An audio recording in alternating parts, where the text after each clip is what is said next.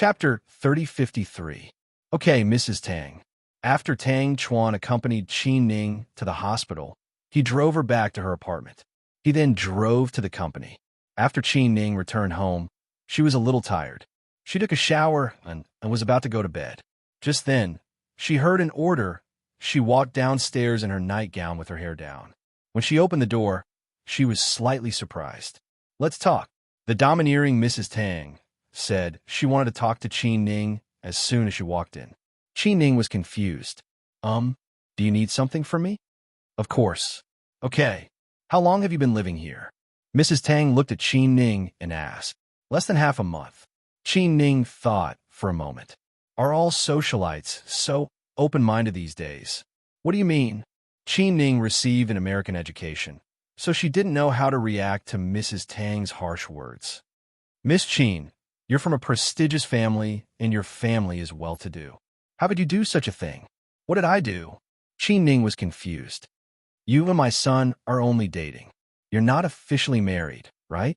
You didn't come back to the Tang family to meet the elders. Do you think it's okay for you to move in with him in such a hurry? I know you grew up in America, and your mother passed away when you were young, so no one taught you these things." "Wait, Auntie, don't mix it up. My mommy passed away a long time ago. Let's not talk about it. Besides, I grew up in America. Whether I'm open or not has nothing to do with whether my mommy passed away or not. Why don't you just say that I'm uneducated?" "I didn't say that. If that's what you think, I can't do anything about it." "So, Auntie, you're here today to pick a fight, right?" Qin Ning looked at Tang Chuan's mother angrily. "Pick a fight? No, I don't have that much time to pick a fight with you." "Then get to the point." "I'm going to take a nap," Qin Ning said after looking at the time on her phone. "Young lady, you're so rude. I don't understand why my son would fall for you." "You're right." Mrs. Tang had always been very domineering, so very few people dared to talk to her like this. Those socialites who wanted to marry into the Tang family were polite to Mrs. Tang every time they saw her. Most of them even flattered her. Mrs. Tang couldn't help but feel angry when she saw Qin Ning speak so bluntly. "Maybe it's because your son has a unique taste. He likes rude girls like me," Qin Ning said. "Madam, please don't be angry. We're here to talk business," the housekeeper reminded Mrs. Tang kindly. Mrs. Tang suppressed her anger and unceremoniously placed the Louis Vuitton handbag on the coffee table. She sat down on the sofa and glanced at Qin Ning. "Give me a glass of water. I'm thirsty." "Sorry, I never drink tea. There's some cold beer in the fridge. Would you like one?" "What? Iced beer?" Mrs. Tang was incredulous. "That's right. Tang Chuan and I like to eat snacks and drink beer, so we only have a lot of beer at home. As for tea, if you want to drink it, you have to go out of the main entrance of the neighborhood and turn left at 150. There's a tea house there. Why are you acting like the hostess of my son's mansion?" "That's strange." "That's because your son begged me to move in. If I don't come, he'll cry," Qin Ning said deliberately. Hearing this, Mrs. Tang's expression couldn't get any uglier. The housekeeper almost cried. She knew that Mrs. Tang was furious, but the young master's girlfriend was too fierce. Chapter 3054. Qin Ning, don't think that just because my son likes you, you can do whatever you want. "I'm sorry, Annie. I've never done whatever I want. Don't accuse me of anything. I won't take the blame." "Madam, let's talk about that," the housekeeper reminded Mrs. Tang to get to the point. Mrs. Tang felt a sense of suffocation in her chest that couldn't be released. She had dominated the Tang family for decades, but today, she finally met someone powerful. "Forget it. I don't want to argue with you about such trivial things. Let me ask you, how many months are you pregnant?" "What the?" Qin Ning was dumbfounded. "What did she say?" Mrs. Tang didn't seem to hear her clearly. "She seems very surprised, madam," the housekeeper explained. "You don't need to be surprised. You can't hide the truth forever. It's easy for me to find out anything in this city. Although I don't like you and I don't treat you as my daughter-in-law. Since you're pregnant, don't abort it. If it's a boy, it'd be a shame. After all, he's my grandson. Chuan isn't young anymore. If he has a child, his father and I will be very happy. Don't be in such a hurry to abort the baby. When you're 4 months pregnant, do an ultrasound to see if it's a boy. If it's a boy, give birth to him. The Tang family will treat you badly. After hearing Mrs. Tang's words, Qin Ning's mouth opened so wide that she could swallow an egg. Don't look at me like that. I'm a woman of my word. If you can really give birth to a boy for the Tang family, I won't treat you badly. Auntie, you're so funny. Mrs. Tang, have you watched too many melodramatic TV dramas? Or was it his own YY story that couldn't be more melodramatic? Huh? Mrs. Tang, Miss Qin, our madam is here to talk to you. Although she doesn't like you, if you have a young master in your belly, she can let bygones be bygones. What pregnancy joke? Who told you that I'm pregnant? Qin Ning was about to break down. Didn't you and Chuan go to the gynecologist to get an abortion? Mrs. Tang remembered her friend saying that she saw Tang Chuan and Qin Ning at the hospital. Oh my God, please. Is going to the hospital to get an abortion? But you went to the gynecologist. The housekeeper said, that's because I'm on my period. My stomach hurts, you know. Mrs. Tang and the housekeeper were both dumbfounded. Auntie, can you please do your homework before coming to me next time? You're very scary, and I'm also very confused. Besides, you should ask your son if he's touched me before. Pregnant? Could it be that she was impregnated by nature? Do you think your grandson is son Yukong, jumping out a rock by himself? Mrs. Tang was speechless. If you're here because of this, you'd better go back early. It's quite hot outside. Next time, just call me directly. By the way, if I'm pregnant, I'll definitely tell you immediately. I won't go so far as to abort the baby. After all, our Qin family has plenty of money and can afford it. My dad happens to be worried that no one will inherit his business. So even if I'm really pregnant in the future, whether it's a boy or a girl, Annie, you don't have to worry about it. After being scolded by Qin Ning, Mrs. Tang was embarrassed and angry. It's almost time for my afternoon nap. The doctor said that I have to ensure that I get enough sleep, so I won't see you out. Go ahead. Then, Qin Ning turned and went upstairs. Mrs. Tang was so angry that she couldn't speak. Madam, I recorded what she said just now. Should we show young master this woman's true face? The housekeeper asked in a low voice behind her. Chapter 3055. Why not? Take the recording and go find her son now. Mrs. Tang was so angry that she almost had a heart attack. Then, she left Tang Chuan's mansion and followed the housekeeper to the headquarters of the Tang Corporation. Tang Chuan had just finished a planning meeting with the marketing department and was about to go for dinner. Just then, he saw his mother angrily walking over to denounce him. Mother, how come you're so free? Didn't you go play mahjong today? Tang Chuan smiled cheekily. Don't talk nonsense. Come in with me. Mrs. Tang's face was full of anger. Tang Chuan was a little confused as he followed behind her. He did not forget to quietly ask the housekeeper, Sister May, what's the matter? Did my mother eat dynamite? Something like that. The housekeeper answered with a straight face. Inside Tang Chuan's office, Mrs. Tang looked back at the housekeeper. May, play the recording for him. Yes, madam. Then, the housekeeper took out her phone and played the entire conversation on speakerphone.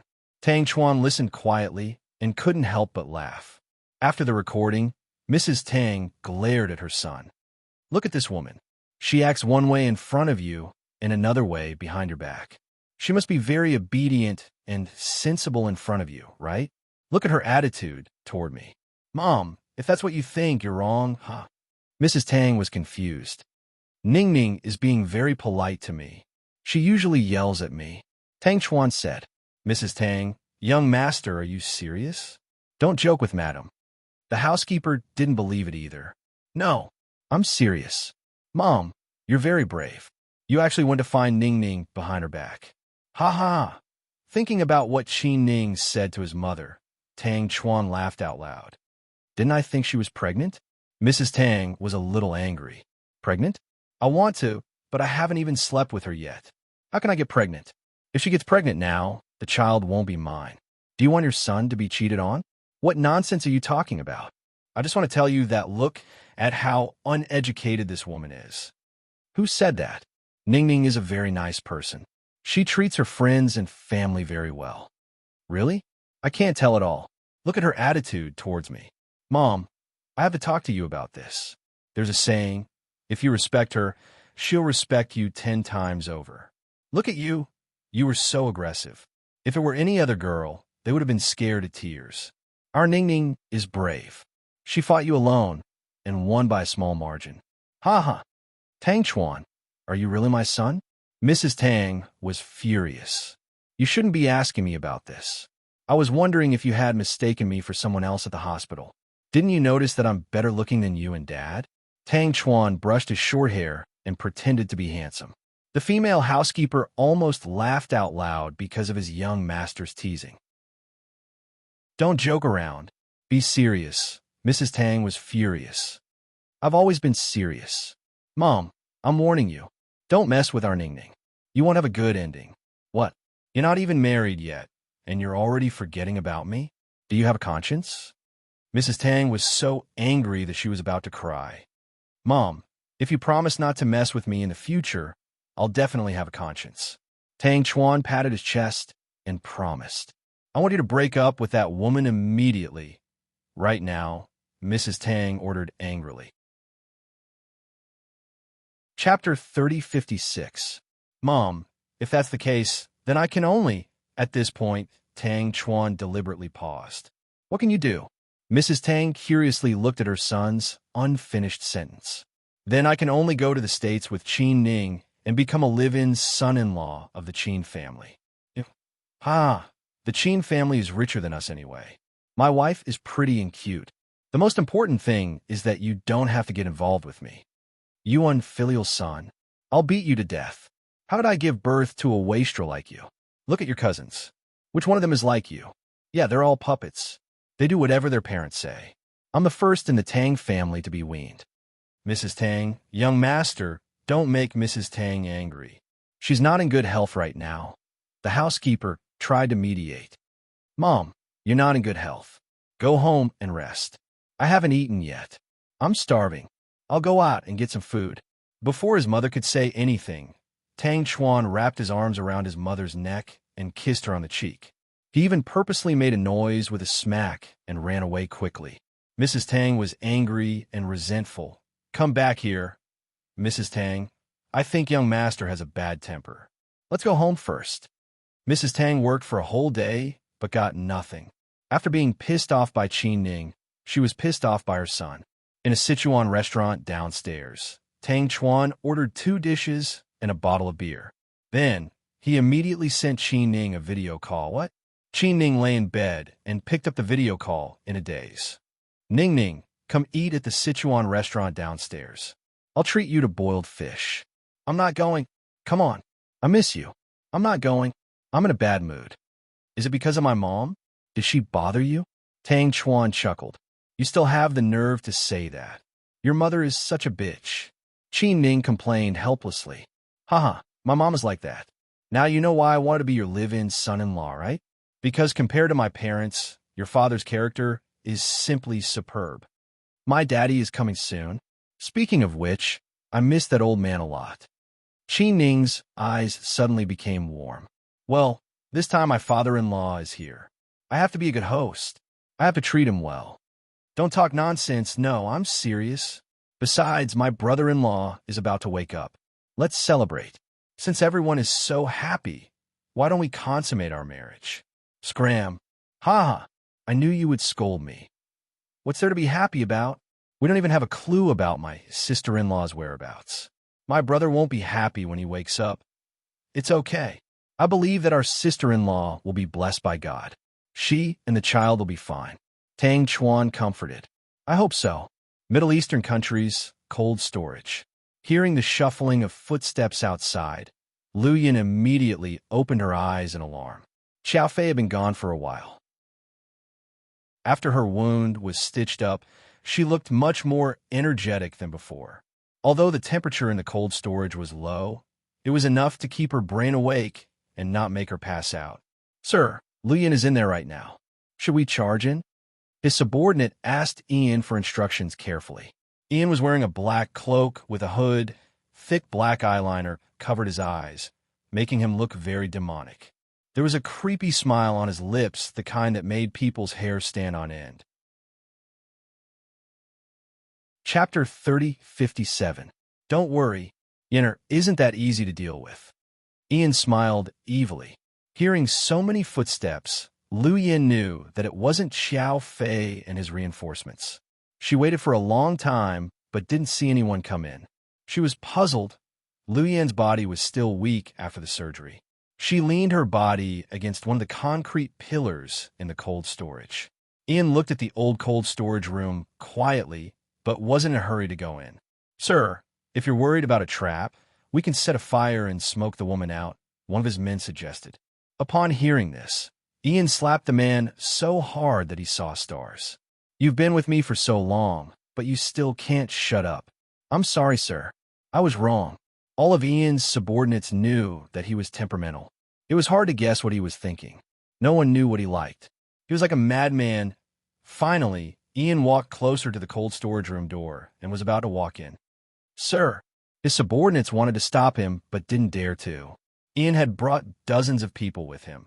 When he walked to the cold storage room door, only 4 people followed him. They knew that their master wanted to talk about the real situation.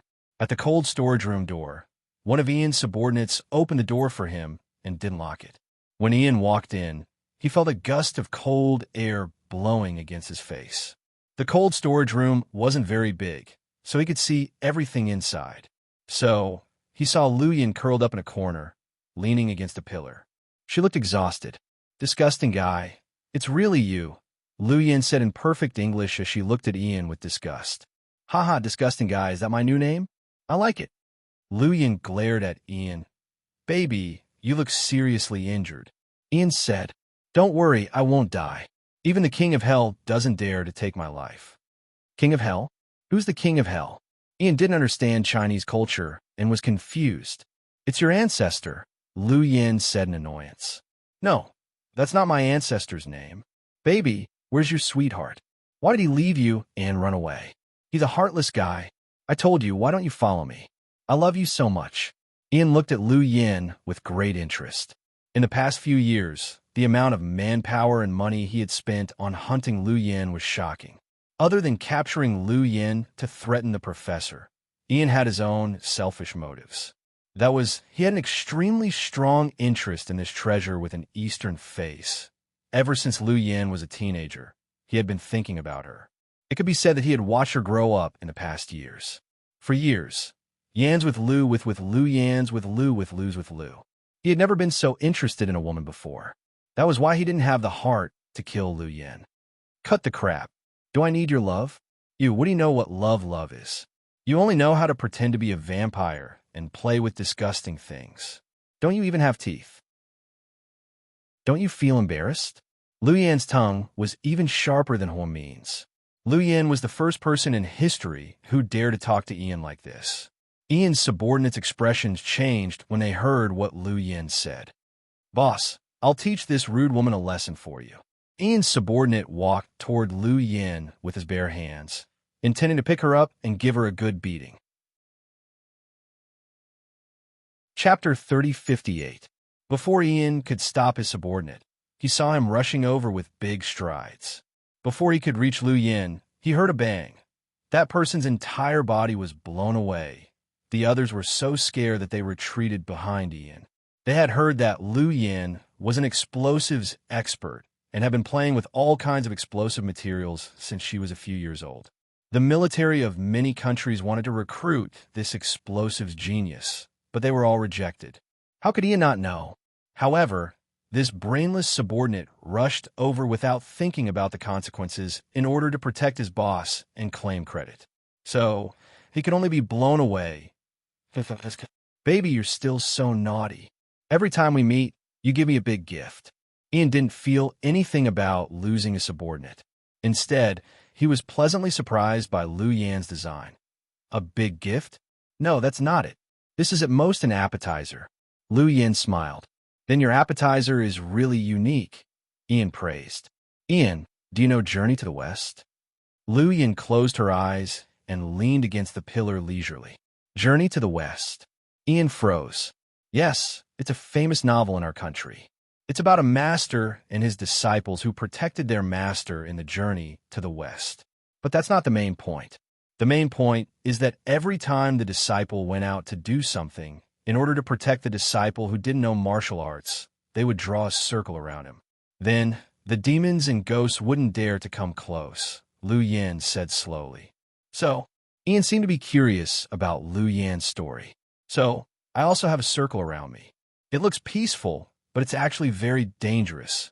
Master, she's talking nonsense. Don't believe her, I'm not afraid. At this time, another brainless subordinate didn't believe Lu Yan's words and thought she was deliberately mystifying things. He directly rushed towards Lu Yan at the same distance at a different angle.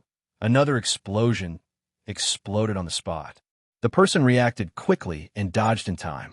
Only one of his arms was blown off. Thick smoke billowed.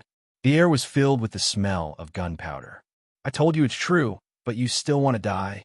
Ian, your subordinate's IQ is worrying. Lu Yan was proud again. You only have one circle. I have many subordinates. Baby, you can't beat me. Come with me. I don't want to hurt you. Ian coaxed her. Master, we can directly use anesthetic needles to attack her from distance. We just have to stay away from her. After she faints, we can take her away. Someone tried to trick Ian again. Did you hear that? Baby, if you continue to resist, I'll have no choice but to give you an anesthetic. You little beast, do you want me to give you the same dose as the lion or tiger? Ian said as he lifted his hands and lifted his black hat. He took the thin and long transparent needle from his subordinate's hand. It's a good idea, but I advise you not to do it. You'll regret it.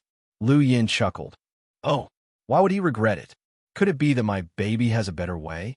Indeed, Ian had always been wary of Lu Yan.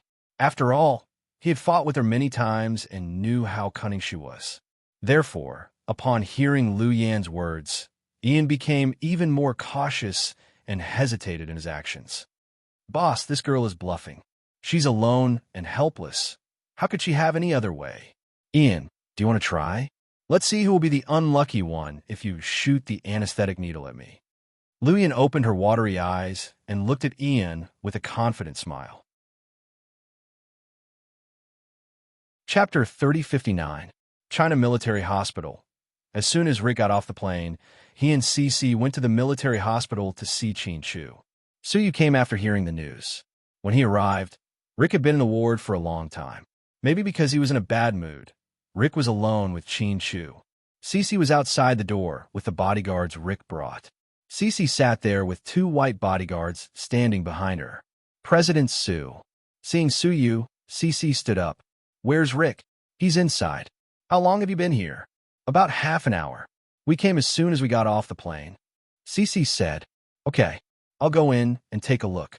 Have a seat first. Okay. Cece nodded. Suyu pushed open the door and went in. He saw Rick sitting beside Qin Chu's bed. Knowing that they were very close, it was normal for Rick to be upset. Seeing Suyu come in, Rick stood up and nodded. I heard they found someone to operate on him. Yes, a mysterious old man, Suyu answered honestly. Mysterious old man? Rick was also puzzled when he heard this. Pudding agrees with that old man. He's very mysterious, and I can't find any information about him. But based on my intuition, he's not a bad person. I believe he can wake Qin Chu up. Do you have a picture of him? Rick asked. Oh, yes. Suyu took out his phone.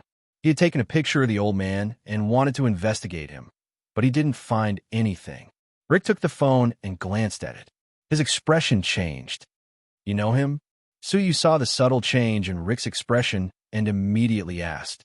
His identity is indeed special. But since someone doesn't want you to know, it's better that you don't know. Suyu, they were all so mysterious. Suyu had enough. However, I can tell you with certainty that this person will definitely be able to save Qin Chu. If even you trust him so much, then I'm even more curious about his identity. It seems like Pudding knows, you know, and the old man knows as well. I'm the only one who doesn't know. Suyu smiled. Let's wait for Huamin to come back and let her talk to you personally. This matter does involve a lot of things and is very complicated. Is this old man related to Mian? Suyu was surprised again. Rick didn't reply. Instead, he walked over and pulled up Qin Chu's quilt. I'll stay here for a few days until Qin Chu wakes up. I'll stay at the Kempinski Hotel. You can contact me if you need anything. All right. Suyu nodded. Then, He immediately opened the door and walked out. After not seeing him for a few years, he was still so cool. It was as if he was the only one in the world who was the most awesome. However, so you understood Rick's character, so he understood. Are you done? CC stood up. Yes. How's President Sheen? He's okay, Rick said lightly. Rick, I want to go back and see my family. I'll drive you. Rick gently held CC's hand. No, can you have dinner with my family? CC asked carefully.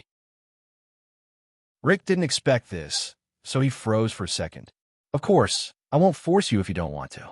I know you don't like formalities. My family is actually quite simple. It's just my parents and my sister. My sister took the day off and waited for me at home. She said my mom made my favorite sweet and sour fish. Cece chattered on, trying to hide her embarrassment and disappointment after being rejected by Rick.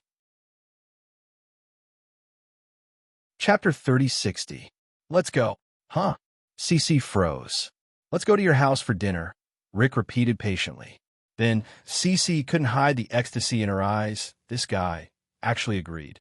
He was the coolest guy in the world, and he actually agreed to have dinner with her family. Cece was just testing the waters and didn't expect Rick to agree so quickly. Cece, yeah, these are small things. As long as you're happy, I'm willing to do them, Rick said. Was this Rick's confession? Cece suddenly felt that happiness had come so suddenly. She had been worried that after she got pregnant, they couldn't do intimate things and would be neglected. But not only did Rick not do that, but he took care of her even more carefully than before. During her time in the States, she wasn't very happy. After all, she wasn't familiar with the place. Rick was busy with something every day, and she didn't know what it was. So, most of the time, she stayed in the luxurious house, waiting for him to come back for dinner. Sometimes he came back in the middle of the night and the food was cold. She fell asleep and woke up in the morning, but he left before she could make breakfast. Just like that, Cece lived a boring but persistent life as she waited day after day. She waited for Rick to dote on her more and more. This time, she came back to China because something happened to Qin Chu and Huamin. But for Cece, it was indeed a happy thing to be back. Rick took Cece back to Cece's home. Qin Ning's father arrived in the city not long after Rick and the others. Tang Chuan drove his black Rolls-Royce to greet his father-in-law like a lackey. Qin Ning wasn't feeling well and had menstrual cramps, so she waited for him at home. At the Sea City airport. Father-in-law, please accept a bow from your son-in-law. When he saw Qin Ning's father, Tang Chuan hurriedly greeted him. Don't be so fake, I don't like it. Where's Ning Ning? Second Uncle Qin looked for his daughter as soon as he got off the plane. Oh, Ning Ning isn't feeling well. She's resting at home. Not feeling well? What's wrong? It's nothing serious, don't worry. It's just her period. I'm not your father-in-law yet. You're not married to my daughter yet. Don't call me that. Yes. You're right, Uncle Qin. Tang Chuan nodded and bowed. Then, he took the initiative to help the old man carry his luggage, picked him up, and returned to Tang Chuan's villa. How's Chu doing now? Second Uncle Qin asked on the way. Brother-in-law's condition is still considered stable. He can undergo surgery tomorrow. He should wake up after the surgery. Where are my elder brother and sister-in-law? We've settled the two elders of the Qin family on Mount Yunding. They're far away from the trouble here, but we plan to bring them back for the operation tomorrow. Yes, this arrangement is not bad. My brother's heart is not good, and his blood pressure is high. I'm afraid he won't be able to take it. This is what a son-in-law should do. After all, it's our family's business. Second Uncle Qin glanced at Tang Chuan indifferently. I heard that you went back to work at Tangkor. It's just temporary. I'm helping my father with some errands. It's good to have a job. It's better than idling around. Ning Ning has been flying around the world with me since she was a teenager to attend board meetings. You should really learn from her. Although she's younger than you, she's definitely better at business management than you are. Yes. Uncle Qin, you're right. Tang Chuan really didn't dare to offend this old man. At South Hill Manor, Grandpa, do you think the colored liquid in this bottle can really help detoxify my daddy? Little Bean stared at the small glass bottle and asked curiously. Chapter 3061. You're asking because you don't believe me. The professor chuckled. No, I'm just curious. Kid, you're so smart. The professor rubbed Little Bean's head lovingly.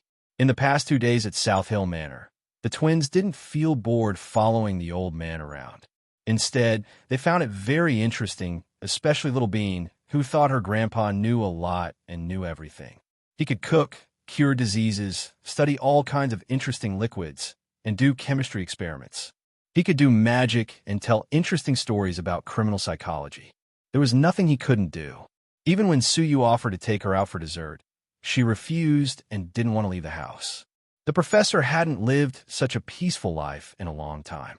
Seeing his granddaughters day in and day out, his feelings for them gradually deepened, and he was even more reluctant to leave. Grandpa, can you help me check if this equation is correct? Pudding was doing exercises on her tablet. The professor walked over. Little Bean took the opportunity to dial Gao Buiyuan's number. Little Bean, Buiyuan, what are you doing? Watching cartoons. Great. You didn't even send me a WeChat message to watch cartoons. I despise you. No. I thought something might happen to you. So I don't want to hear your explanation. Humph, a bag of seafood chips. Okay. A bag of seafood chips. Gao Buiyuan nodded repeatedly. Where's Annie Lingling? My mom's making soup in the kitchen. Uncle Gao Ran is at home, too. No, my dad's been busy. He must have a lot of things to do at the bureau. By the way, Buiyuan, I want to show you something. Little Bean carefully leaned over with her phone and shone the light on the glass bottle of colored liquid. Look, what's that? Gao Buiyuan leaned over curiously. This thing is magical. If my dad eats it, he'll wake up. So powerful. Where did you get it? An immortal gave it to me. Little Bean chuckled. Liar. There's no immortal. Ha ha ha, it's good stuff. You can't buy it with money. Little Bean seemed to be in a good mood. As long as Uncle Chin wakes up, I hope he's safe. Yes, when Daddy wakes up, he can hug me and help us find Mommy. Little Bean, if you and Pudding are bored at home, I can ask my mom to drive you to my house. No, we're not bored. We're very interesting. When my daddy wakes up, I'll invite you over for a barbecue. Okay, should we wake Wei Yinshu up too? Gao Buiyuan asked. That's my sister's problem. It's not within the scope of my concern. Ha ha. All right then. After the call with Gao Buiyuan, Little Bean was still curiously looking at the small glass bottle. She could really wake her daddy up. It was too magical. Little Bean suddenly looked forward to it. Would Daddy wake up like the Sleeping Beauty in the fairy tale? Just thinking about it made him happy. On a deserted island overseas, Huamin had been pregnant for almost 3 months. She was very sleepy every day and was especially fond of sleeping. After she woke up, she opened the door and smelled a very fragrant smell from afar. Then she saw Huasi Qian, who was shirtless and wearing beach shorts, setting up a shelf with a wooden fire under it. A lamb leg came out of nowhere. It looked ready to be eaten with fat flowing out. Hearing the sound of the door opening, Huasi Qian turned his head and looked at Huamin with a gentle smile. How did you sleep?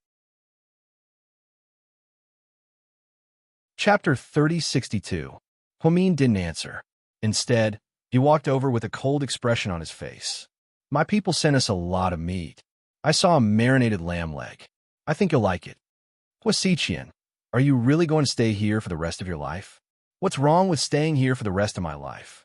Huasi Qian asked back. Don't you want the whole corporation that you worked so hard to get? You have so many assets? And your empire? Don't you want them all? Do you want to be a fisherman here? Huamin deliberately provoked him. I've lived for so long, and I've always understood one thing. Money is just a worldly possession. I've never been obsessed with money or power. When I was abused as a child, I only wanted to protect myself and not be bullied when I grew up. Ha, you're such a hypocrite. Don't forget how many lives you've taken. Huamin laughed mockingly. I've never killed people for fun or boredom. I've always done it for a reason. Those who died by my hands were either against me or against you, just like Song Yishur. That bitch did so many bad things to you behind your back. Didn't she deserve to die? Even now, Huasi Qian didn't think that he was wrong to kill people. He thought that he was punishing them on behalf of God. Fine, you're crazy. I won't argue with you. Then, Huamin turned around and walked towards the beach. Mian, the lamb leg is ready. Sit down and eat. Eat by yourself, Huamin said bluntly. In front of Hua Xiqian, no matter how beautiful the scenery was or how delicious the food was, Huamin found it tasteless. She wanted to go home. She missed Qin Shu, the twins, her mother, Jixin, Suyu, Lingling, and Xiaowei. She missed all her friends in that city. She missed Yin even more. She missed her biological father, whom she hadn't had the chance to see. But could she go back? She had no idea how long she would be imprisoned by Hua Xiqian. If it weren't for the baby in her belly, she might not have been able to hold on and would have broken down long ago. South Hill, Manor Ding Dong. The doorbell rings. Little Bean immediately ran down to open the door. The moment she opened the door, she froze. Wow, Uncle Rick. Very good, you still remember me. Of course. You're so handsome. You're the most handsome man after my daddy and Suyu. Little Bean, are you obsessed with looks? Cece laughed. Auntie Cece, you're back too? Yes. Come in quickly. Big sister will be very happy to see you. Then, Little Bean turned around and shouted, Qin Zhao Zhao, look who's here to see us.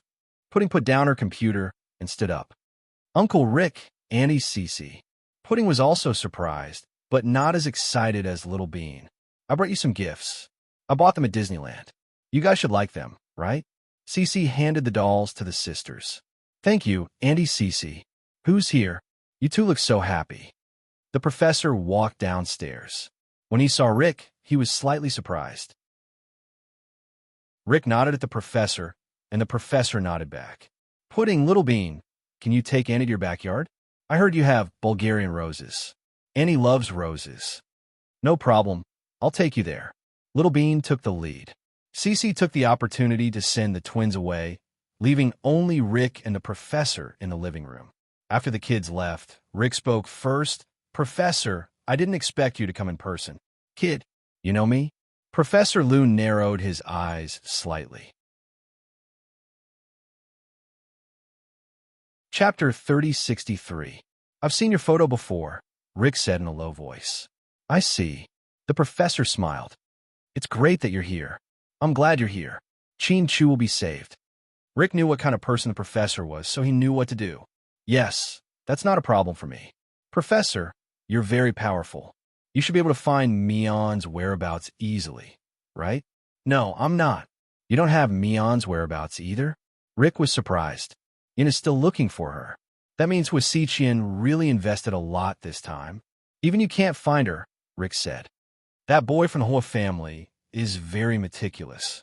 He's very obsessed with my daughter, so it won't be easy to find her. He even dared to betray Ian. There's nothing he won't do. That's bad. Even if Qin Chu wakes up and finds Mion's whereabouts, he'll be very sad. There's nothing we can do about it. There's nothing we can do. We'll save as many as we can. Anyways, as long as Mion is safe, the kid from the Hua family won't hurt her. We'll find her one day, the professor said. Rick nodded and didn't say anything else. Middle East. Inside the cold storage, Ian and Lu Yan were still confronting each other. Ian didn't know what Journey to the West was or how it worked, but he knew that Lu Yan wasn't someone to be messed with. Ian held the anesthetic needle in his hand, but he didn't make a move on Lu Yan. Boss, this woman is doing it on purpose, right? We're so far away. Shooting her with the anesthetic needle shouldn't hurt her, right? Ian's subordinate didn't want to give up, so he instigated his boss to attack Lu Yan. Ian didn't say anything. Lu Yan smiled and said, Kid, you seem to have forgotten how I blew up the branch in Indonesia. You have a mini bomb? The people behind Ian retreated in fear. I have a lot of bombs like that. I carry them with me at all times. If you want to use the needle on me, I'll die with you. Baby, are you trying to scare me again? Ian smiled. If you don't believe me, you can ask Xiao Nan. He knows my tricks. Lu Yan closed her eyes and ignored these people. His expression was incomparably relaxed. In fact, he didn't seem to be afraid at all. Boss, this woman can't possibly have a miniature bomb on her, right? We shouldn't have trusted her. What do you know? She doesn't play by the rules. Ian frowned slightly. Then, 5 minutes later, Ian stood not far from Lu Yan, not daring to make a move. He could only watch from afar, not daring to get close. Lu Yin was surrounded by explosives and could be blown up if she wasn't careful. At this moment, footsteps came from outside the door. "My lord, someone is coming." "Oh no, maybe their reinforcements have arrived." Just as he finished speaking, a grenade was thrown into the room. There was a loud bang behind Ian and the others. Ian's subordinates covered Ian as he hurriedly left through the side door. They escaped with the help of the billowing smoke. Xiao Fei rushed in, carried Lu Yin out of the front door, and got into the car. "Bastard, what took you so long? I was almost kidnapped by that psycho, Ian." Lu Yin pinched Xiao Fei's face and scolded him. "I'm sorry, Yin." Xiao Fei looked at the weak Lu Yin with heartache. "Xiao Fei, I'm so hungry. I want to eat." Lu Yin's head tilted and she passed out. "Yin." Xiao Fei was scared out of his wits. Chapter 3064. When Lu Yin woke up again, she was already in a private plane, tens of thousands of meters in the air. Below her was the vast ocean. "Give me a glass of water." Lu Yin woke up weakly. "You're awake?" Xiao Fei walked over with a glass of water and sat on the big leather bed. "Where are we?" "On the way to M country. I asked your doctor to treat your wounds. You can rest and recover." Lu Yin opened her eyes and looked around the private plane. Other than Xiao Fei, there were 4 other people in the plane, as well as a team doctor. The doctor was an Israeli. "Okay." Lu Yin nodded. She sighed in relief and leaned against the back of the bed. Xiao Fei carefully picked up a pillow and placed it behind her back. "We received news that Ian arrived at the cold storage 10 minutes ago. But for some reason, he didn't do anything to you. Luckily, we arrived in time. We were worried that he would take you away. That's because he was scared." Lu Yin smiled. Xiao Fei, Lu Yin was the only person in the world who dared to say that Ian was scared. Ian was a murderous terrorist. How could he be scared? So, Xiao Fei thought that Lu Yin must have done something. "Boss, did you play with bombs again?" One of the female subordinates interrupted with a smile. "Yeah, I drew a circle around myself with a bomb. Anyone who gets close will die." Lu Yin said. "What about Ian? What's he scared of? What did you say to him?" Xiao Fei was curious. What did Lu Yin do to make Ian not dare to do anything for 10 minutes? This wasn't his style. I told him not to act rashly. He might lose more than he could gain. That's it. Xiao Fei was surprised. Yeah, the more vague I was, the less confident he was. Ian is a very cautious person. I said that and pretended to be confident. He thought that I had a mini bomb with me that was as powerful as the one that blew up his Indonesia branch. If he used the tranquilizer needle, we would all die together. "You have a mini bomb with you?" Xiao Fei was surprised. He had been with Lu Yin for so long, but she didn't mention it. That little thing was very dangerous. It could blow up an area with a radius of several kilometers at any time. "No," Lu Yin said confidently. Xiao Fei, "So you were trying to scare Ian?" Xiao Fei asked. "Yes, I was stalling for time, waiting for you to come." "Fuck, boss, you're really ruthless. You can even do this. What if someone finds out?" A male subordinate was so scared that he cursed. "Exposed? How could this be? My acting skills are Oscar-worthy." Lu Yin smiled smugly. "But Ian isn't just anyone. Boss, you're really awesome. It's because he's Ian that I dare to say such nonsense. If it were anyone else, they wouldn't believe me." Xiao Fei, his subordinates, "You guys come here." Lu Yin waved to her subordinates. His 4 subordinates, 3 men and 1 woman, walked over in an orderly manner and stood in a row. "How's the investigation going?" "There's still no news about the 1st Mississippi. No news yet? How is that possible? How many days has it been? Huasiqian hasn't shown up?" "No, he hasn't contacted Germany. Our people are closely monitoring Nalo and haven't found Huasiqian. It's the same in the States. That's strange. Are the 2 living people really missing?" Lu Yin was in a bad mood. "Boss, there's news in China." "What news?" Lu Yin looked up. Chapter 3065. Your father is preparing for Mr. Qin's surgery. Lu Yin, I don't need you to tell me that. That's why the old man came back to China. Lu Yin was so angry that she wanted to curse. Her four subordinates lowered their heads and didn't dare to say a word. You've been with me for so long, but you're still so brainless. I'm so angry. Lu Yin turned her head. Young Master Qiao. Seeing their boss angry, her subordinates reminded Qiao Fei in a low voice. Qiao Fei was sensible and brought over a bowl of wontons from the side. Ahem. Yin, didn't you say you were hungry?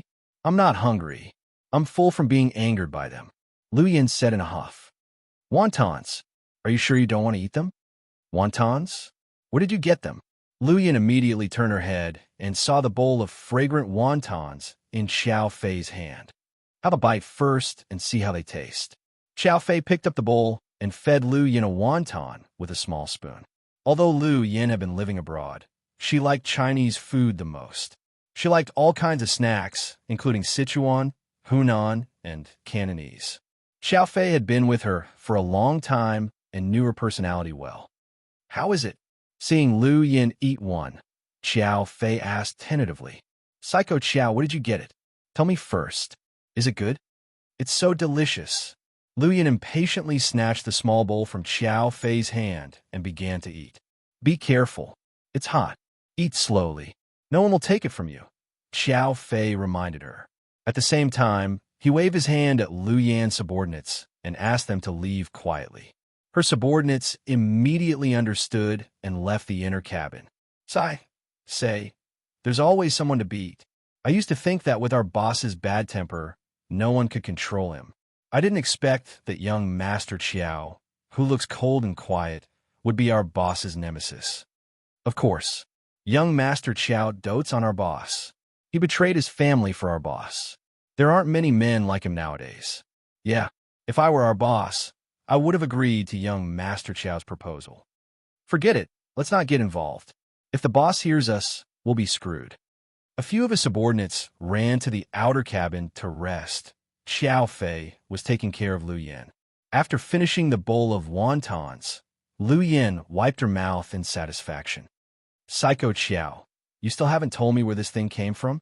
Did Zaire buy it in Chinatown in the Middle East? Lu Yin regretted it after she said that because it didn't taste like frozen ice cream. It seems that you won't believe me if I say I bought it. Pfft. What did you say? You did it? Lu Yin was so surprised that she almost vomited blood. Yes. How do you know this? I learned it online. What about the noodles and meat fillings? I bought it from a supermarket in Chinatown. Fuck. I'm impressed. Lu Yin was completely convinced by Xiao Fei. You don't have to kneel. When you recover, you can consider sleeping with me, Xiao Fei said seriously.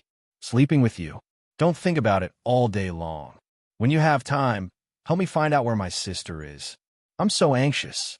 Lu Yin leaned on Xiao Fei's shoulder and recovered while worrying about Huamin's whereabouts. In the hospital in Sea City, the corridor of the military hospital was full of people. Almost everyone was there. Before the professor walked in his white coat, he said to everyone, "Wait for my news." Then he followed Qin Shu into the operating room. Chapter 3066. Everyone waited anxiously outside the door. They were Qin Shu's parents, his second uncle, Qin Ning, and Tang Chuan. Zhixin and his mother also came back from overseas. Jiang Xiaowei, Wei Liao, and their son. Gao Ran, Zhu Lingling, and their son. Ai Yang and his wife also came early. Rick and Cici, who just came back from overseas, were also there. Su Yu, Lady Su, and the twins were standing closest to the door. Everyone was nervous, and the hallway suddenly quieted down. Everyone had a tacit understanding and remained silent. Sis, Daddy will wake up soon, right? Little Beans suddenly asked. Everyone's eyes turned towards Xiao Budian. Pudding was a woman of few words and only replied with one word. Don't worry, your daddy will get better. Suyu touched Little Bean's head and comforted her. It's not easy for our Chu and Huamian. They're so young, but they have to go through so much trouble. God is so unfair.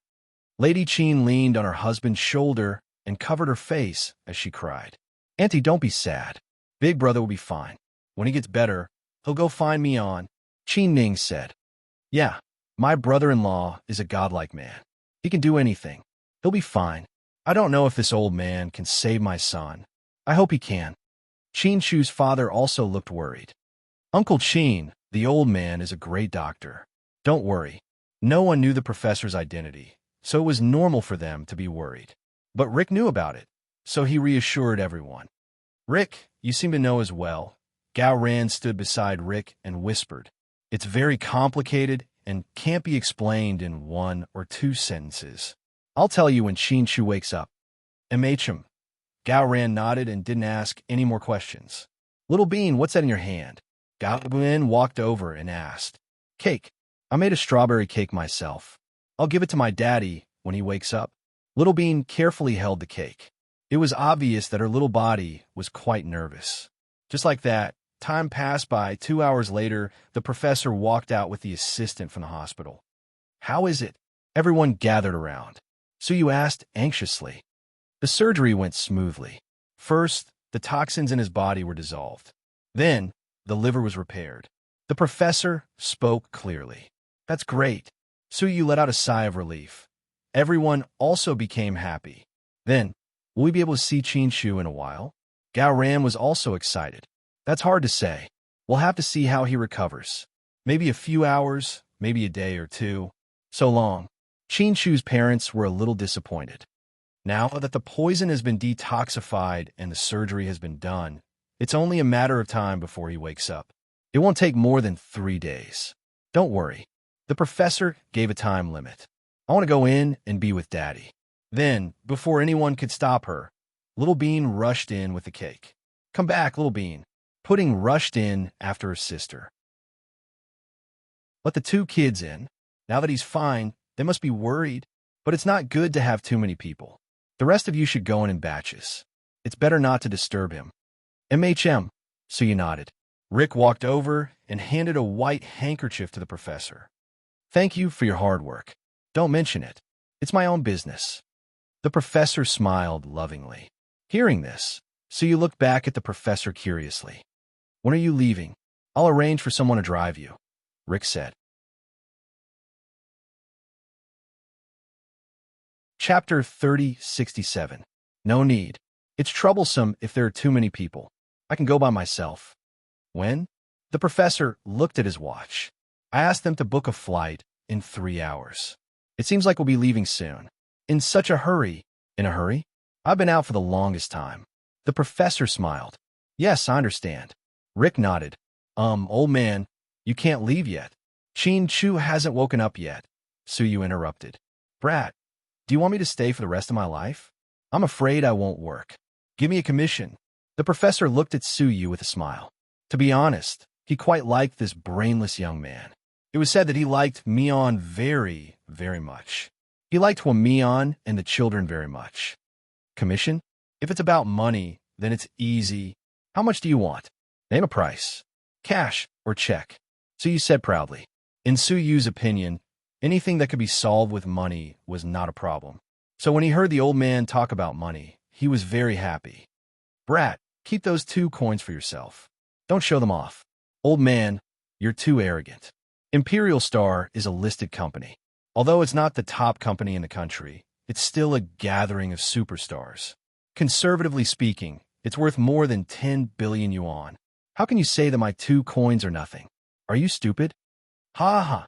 The professor laughed, thinking that Suyu's way of speaking was very cute.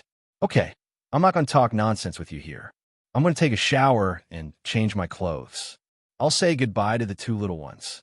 It's time to return them. Sir, about Mion. Rick wanted to ask if the professor didn't care about Mion's whereabouts. But before he could say it, the professor knew what he meant. So he replied, You will take care of that. I don't need to ask. Okay, I'll tell Chin-Chu when he wakes up, Rick said. Then, the professor turned and followed the hospital staff to take a shower and change clothes. Suyu quietly pulled Rick aside. What? Is that old man rich? Yes, very rich. Rick nodded. You're not lying to me, are you? Suyu obviously didn't believe it. Do you think I need to lie to you? What does he do for a living? If he's so rich, why haven't I seen him on TV or in the newspapers? Suyu thought that he must be a famous overseas Chinese tycoon. She should have seen him before. That's because he keeps a low profile, Rick explained. That's really low-key. An award pudding and Little Bean surrounded Chin Chu. He had just finished the operation and had not taken off his oxygen mask yet. His complexion didn't look very good, and he was very weak. Daddy, Grandpa said you'll wake up soon. Then you can eat the cake I made, Little Bean said as she held the cake in her hands. Daddy, you have to get better soon. Mommy is still waiting for you to find her. Sis, if we find Mommy this time, we have to kill the big bad guy, okay? Little Bean was angry at the thought of the man who kidnapped Mommy. Okay, let Daddy kill him. Pudding agreed with her little sister. After changing clothes, the professor came in to say goodbye to the twins. Pudding, Little Bean. He walked in. Grandpa, come here. Can you see if my daddy's blood pressure is high? Little Bean was making a fuss over nothing. You don't have to worry about that. The hospital has professionals to take care of him. The professor smiled. Grandpa, what are we having for lunch? No, I should ask, what are you going to make for us today? Little Bean held the professor's hand and asked happily. Chapter 3068. Pudding, Little Bean, come here. Grandpa has something to say. The professor sat down on the sofa in the ward and waved his hand. He called the twins over. Okay, go ahead, Grandpa, Pudding said obediently. Your daddy's condition has stabilized and he'll wake up soon. So, at this point, the professor paused for a moment. Then, he looked at the twins with clear eyes and didn't have the heart to speak. Grandpa, so what? The impatient Little Bean was getting impatient. So, Grandpa has to go. No. As soon as the professor finished speaking, Little Bean immediately said no. Grandpa, where are you going? Pudding was more rational than her sister. Back to where I came from. No, Grandpa. I won't let you go. If you leave, I'll cry. Little Bean tried to scare the professor. The professor couldn't bear to see Little Bean and Pudding in his arms and kiss their foreheads. Grandpa, can you not go? Why don't you stay? When Daddy wakes up, he'll go find Mommy. Then, we'll be together as a family. We'll bring Annie back. Our South Hill Manor is big. We can live there, Pudding said. It's not about the house. It's complicated and I can't explain it to you. But it doesn't mean I don't love you. If you leave, it means you don't love us anymore. I don't want you to leave. I want you to make delicious food for me. As Little Bean spoke, tears began to fall from her eyes. Seeing this, the professor's heart ached. Little Bean, be a good girl. Don't cry, okay? No. If Grandpa leaves, I'll cry. Grandpa, you have to go. There's unfinished work. The professor tried to persuade his granddaughter. Grandpa, if you have to go, take Little Bean with you. Little Bean wants to go with Grandpa. Little Bean sat in the professor's arms and begged. The professor didn't know what to do. At his age, he had never taken care of a child. Lu Yin was raised on her own. At that time, he was busy with research and hiding from the evil organizations. He also had to investigate his wife, Linya. Min, on the other hand, grew up in someone else's arms. Therefore, in the face of the two children's pleas, the professor didn't know what to do. Grandpa, Little Bean, and I really like you. When Mommy and Daddy weren't home, you took care of us. We really don't want to lose you. Not really. It's not like I'm not coming back. When I'm done with the last thing, I'll come and see you, okay? No, don't give us false promises. We don't believe your stalling tactic, Little Bean said. But I really can't stay. In other words, if I stay, not only will you be in danger, but your father, his friends, and even everyone in this city will be in danger. The professor tried to explain the nature of his job. Grandpa, are you an alien? Little Bean asked in all seriousness. Professor, Pudding, are the people from your planet coming to pick you up? If you don't go back, are they going to destroy Earth? Little Bean continued to ask questions. The professor didn't know whether to laugh or cry. Grandpa, are you really not waiting for Mommy to come back? Don't you want to see her? I'm sure she really wants to see you, right? Pudding decided to change her strategy, which was different from Little Bean's clinginess. Chapter 3069. There's still many opportunities to see your Mommy. Now is not the best time. Trust me, if I stay now, I'll bring you trouble. but we're not afraid of trouble. Little Bean pouted. Looking at the troubled expression on her grandpa's face, Pudding had an answer. Everyone knew how her grandpa treated them these days. If it weren't for the situation, she believed her grandpa wouldn't have left so heartlessly. "Grandpa, will you come to see us again?" Pudding asked. "Of course. You're my babies." The professor held them in each hand and placed them on his lap. He really didn't want to leave these two jokers. He smiled more when he was with them than he had in his previous life combined, especially when he was from another generation. He felt more for his daughter's daughter than he did for his daughter. Otherwise, there wouldn't be so many stories of grandpas and grandpas spoiling their grandchildren. Then, "Grandpa, you should go. I know you must have your reasons." Finally, Pudding decided not to bother her grandpa anymore. And he didn't say what Grandpa did for a living. Grandpa came and went mysteriously. Even handsome Sue's secret investigation didn't yield any results. Maybe Grandpa's job was special. "Sis, are you crazy? How can you let Grandpa go?" Little Bean looked at Pudding in surprise. "Grandpa loves us. If he had a choice, he wouldn't want to leave. If it weren't for Daddy's illness, he probably wouldn't have come back," Pudding said. Pudding is absolutely right. The professor gave a thumbs up to his granddaughter, who had touched his heart. And he told me that she only sees Grandpa a few times a year. So, Grandpa isn't lying. He must be very busy with work, Pudding said. Hearing this, Little Bean pouted and lowered her head guiltily. "Yeah, speaking of which, I feel guilty toward your auntie. I didn't take good care of her when she was young and let her go wild." The professor sighed slightly. "So, we're very happy that Grandpa can operate on Daddy and take care of us for a few days. What more can we ask for?" Pudding spread out her hands. "Sis, you do have a point." Little Bean was finally enlightened. Hearing Pudding's explanation, the professor felt sad. Children of a few years old could understand him, but he did not understand himself. Why were they so passionate about scientific research in the first place? In order to pursue a higher goal, he was simply crazy. All these years, for the sake of these hobbies and research, it was as if his family had been separated. Linny was like that. She even had to leave her biological daughter, Mion, to be raised by someone else. Lu Yin was the most pitiful. She had to run around with him. After Linya's accident, he took Lu Yin to Hong Kong and lived in seclusion for a while. Later, when he went abroad, Lu Yin was taken over by someone in Hong Kong. However, the little girl was wild and couldn't be controlled by anyone. Later, she decided to live on her own. Constantly running away, being hunted down over and over again, Lu Yin had developed a lot of skills through her trials and tribulations. But as she grew older, she was no longer as clingy with the professor. Later, he was admitted to West Point Military Academy, graduated successfully, and then formed his own mercenary group. None of these professors knew about this.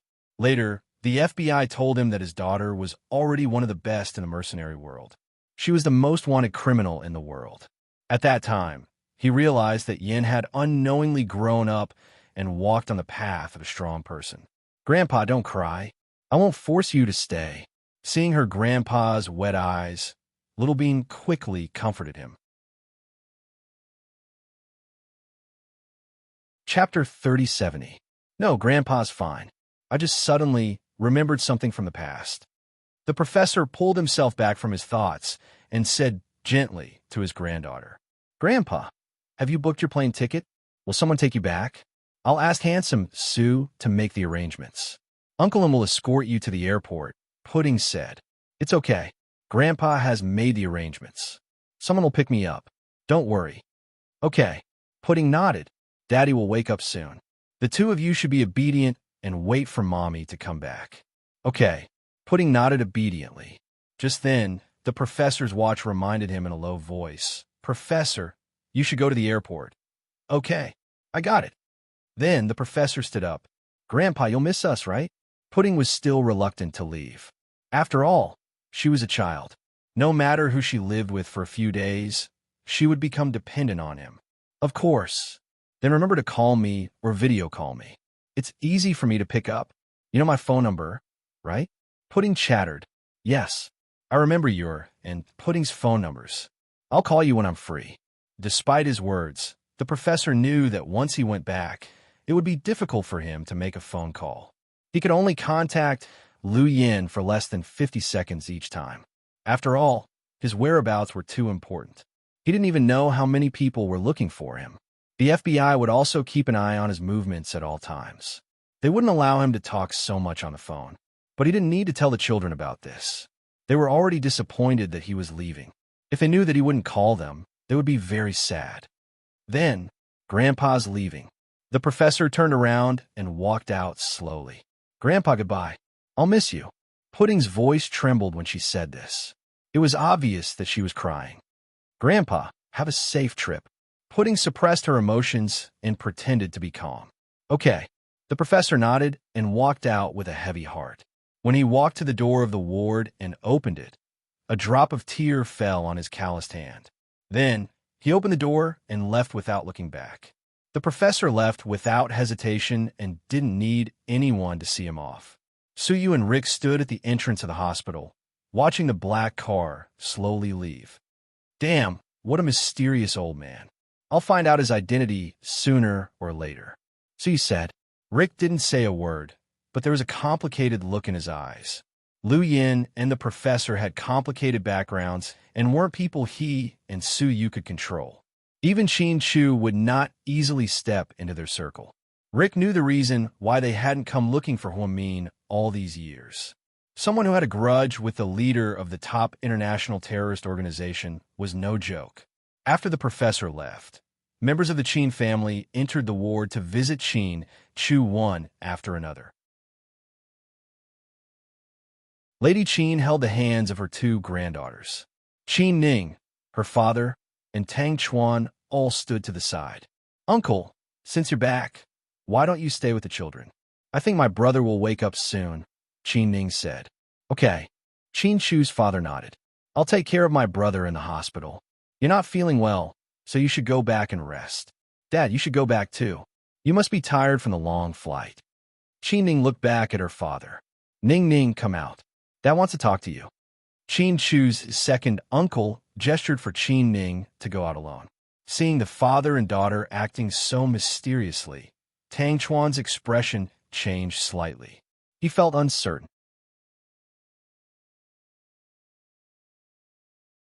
Chapter 3071. Daddy, why do you have to be so secretive? We can't talk about it in the house. Uncle and the others aren't strangers.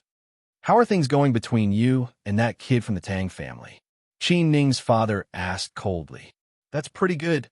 Something happened to your brother, and your uncle went to the resort. I heard you moved into that kid's mansion? Yeah, that's right. Qin Ning nodded confidently. Ahem. Did you guys, what do you mean? Qin Ning was confused. Did you guys? As a father, he didn't want to ask his daughter this question, but Qin Ning's father felt worried if he didn't ask. What? Qin Ning didn't want to think about that, so she felt strange when her father stuttered. Did that kid take advantage of you? Qin Ning, Daddy, we're in a relationship. Why do you have to use the word take advantage? Qin Ning was speechless. Before her father could speak, Qin Ning continued. Daddy, you've been in the States for so many years. You won't take this matter too hard, right?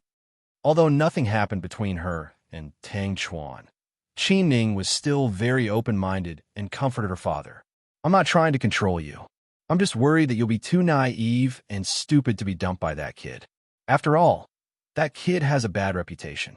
What if you get pregnant before marriage and he abandons you again? I won't let that happen. Qin Ning laughed. You're still laughing. Be serious. I'm serious. Daddy, you're saying this for my own good. I know, but I'm not stupid. I know how to protect myself. Are you coming back to the States with me this time? Sure enough, her father still asked. I'm not sure yet. Daddy, my brother hasn't woken up yet, and my sister-in-law hasn't come back. The two kids are so pitiful. I'm worried about them. Come on, don't brush me off. Even if Chu didn't happen, you still wouldn't want to go. I think you're determined to stay here with that kid. That's not it. It's not like I won't go back to the States. Don't worry, Daddy. Qin Ning hugged her father's arm. The Qin family stayed in the hospital for almost a day. When it was dark, Qin Chu's parents took the two children back to South Hill Manor. Originally, Qin Ning wanted to stay and take care of Qin Chu, but Rick said he wanted to stay, so she couldn't refuse. Therefore, Tang Chuan picked up Qin Ning and went back first. Rick sent Cece home to reunite with her family. Then, he was sent back to the hospital. Qin Shu showed no signs of waking up, but Rick believed in the professor's medical skills. On a private jet, Lu Yan's watch beeped. "Hello, Dad." Lu Yan answered the phone half asleep. "I've finished my business in China. Qin Shu will wake up soon. I've already left." "Wow, Pops, you're really reliable. How are you? Any news from Ian?" the professor asked. "Ian, he's a bit sad. I think he needs a few days to recover." Lu Yan felt happy when she thought about how she tricked Ian again. "Don't let your guard down. Take care of yourself." "I know, Pops. Have you found anything about your sister?" the professor asked. Hearing this, Lu Yan's eyes dimmed slightly. "Not yet. I don't know where that psycho Hua Xiqian hid my sister. There's not even a trace of her." Lu Yan bit her lips. "Keep looking. I'll ask the FBI to help. If there's any news, let me know." "Okay, then I'll hang up." "Hey, don't." "Pops, I still have something to ask you," Lu Yan said anxiously just as the professor was about to hang up.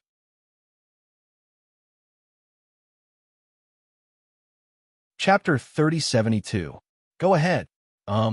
Do you have any thoughts after seeing your two granddaughters? Yes. What thoughts? Tell me.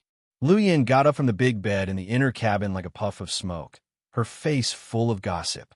In order to hear clearly, she put the phone on speaker.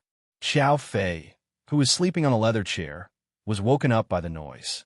The professor thought for a moment and replied solemnly, "My idea is that you should stop fighting and killing. Get married and live your life like your sister.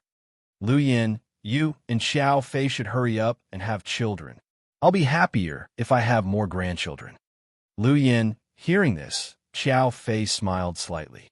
His father-in-law was indeed a good father-in-law in China. "What are you laughing at?" Lu Yan glanced at Xiao Fei and found him laughing. "What did you say?" The professor was angry. No. Dad, I'm not talking about you. I'm talking about Xiao Fei." "Ha!" Lu Yan explained immediately. "Okay, since there's nothing else, that's all." Then, the professor hung up. "How dare you eavesdrop on my phone call? Do you want to die?" Lu Yan glared at him. "I didn't eavesdrop. I just happened to wake up. But I think your dad is right." "What's right?" Lu Yan looked at him in surprise. "Let's hurry up. Look at my sister's twins." "Hurry up. Fuck off." Lu Yan threw a pillow at him. Fortunately, Xiao Fei reacted quickly. Lu Yan's personality was the best of the best. Ordinary men couldn't stand her. She would swear and blow people up at the slightest provocation. She would shoot people at the slightest provocation or throw knives at them. She could shoot countless gunfight movies in her life. It was too surreal. But even so, Xiao Fei still loved Lu Yan and was willing to be with her every day. Even if he was hunted down and would die in the next second, he didn't care. In this world, the most beautiful love might not be a vow of eternal love, not a landslide, not a lovey-dovey relationship, and definitely not a lingering feeling. Maybe it was just like the tacit understanding between Xiao Fei and Lu Yan, where they would never leave each other, never abandoning or giving up, no matter when. China, Sea City Military Hospital perhaps, because of the time difference, Rick didn't feel sleepy. He wanted to smoke a cigarette. However, he remembered that smoking was prohibited in the ward, so he simply gave up. He stood by the window, thinking about his wedding with Cece and the child in their womb. She wondered where Hua Xiqian had abducted Hua Min. His thoughts immediately drifted far, far away. Suddenly, a weak cough startled him. Cough, cough, cough. A very low voice could be heard. However, Rick still heard it clearly. He immediately strode to the bed. As expected, Qin Shu's closed eyes slowly opened. Rick was actually a little excited. "Qin Shu," he said, "Brother, pour me a glass of water." After Qin Shu woke up, he was not in a hurry to ask Rick why he was here. He wanted water. Rick suppressed the ecstasy in his heart and poured a glass of water for Qin Shu. Then, he very sensibly inserted a straw into the glass and placed it next to Qin Shu's mouth. After all, He had just woken up and was afraid that he would choke from drinking too much water. Seeing the straw, Chin-Shu hesitated for a moment, but in the end, he gave in. Chin-Shu drank the full glass of water. Then, his expression gradually improved. "Rick, how long have I been unconscious?" Chin-Shu lowered his voice and asked.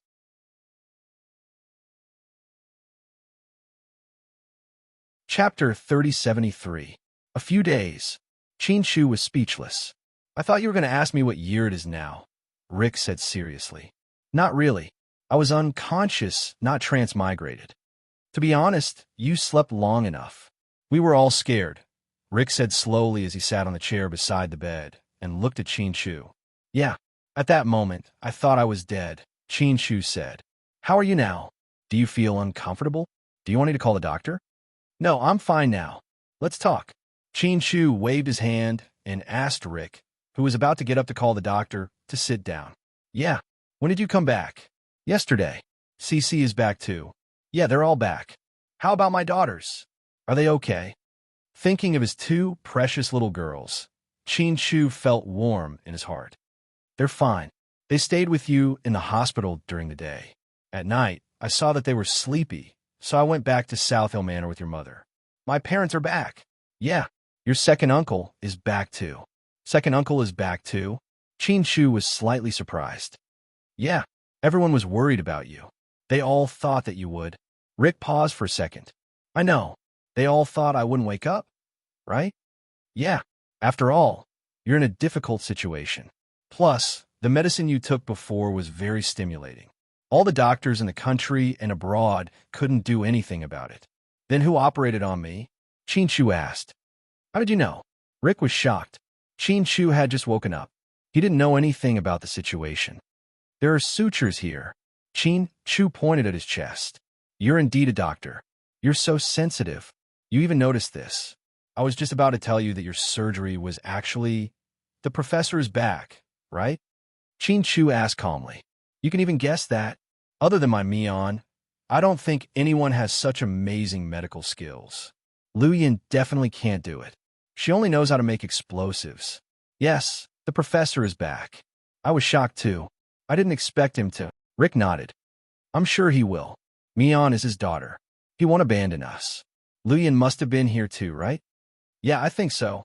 "So you didn't know Luyan, so he didn't mention her." "But my people found out that after your accident, many of Hua Xiqian's subordinates were killed. The Municipal Public Security Bureau couldn't find the killer, and the Gao Ran was also troubled. But I think Luyan did it. She wanted to force out Hua Min's whereabouts." Upon hearing the mention of Mion, Chin-Shu fell slightly silent and lowered his head. His long eyelashes were filled with melancholy. "Did the professor leave already?" "Yeah, he left today. Pudding and Little Bean seemed to be very close to him. When he left, the two kids cried. The professor seemed to be in a bad mood." "Yeah, blood is thicker than water.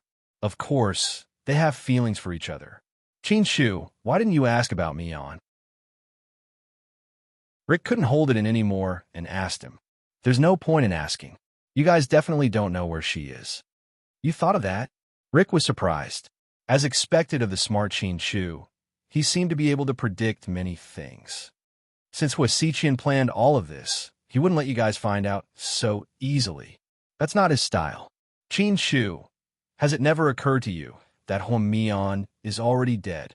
Rick asked, enunciating each word.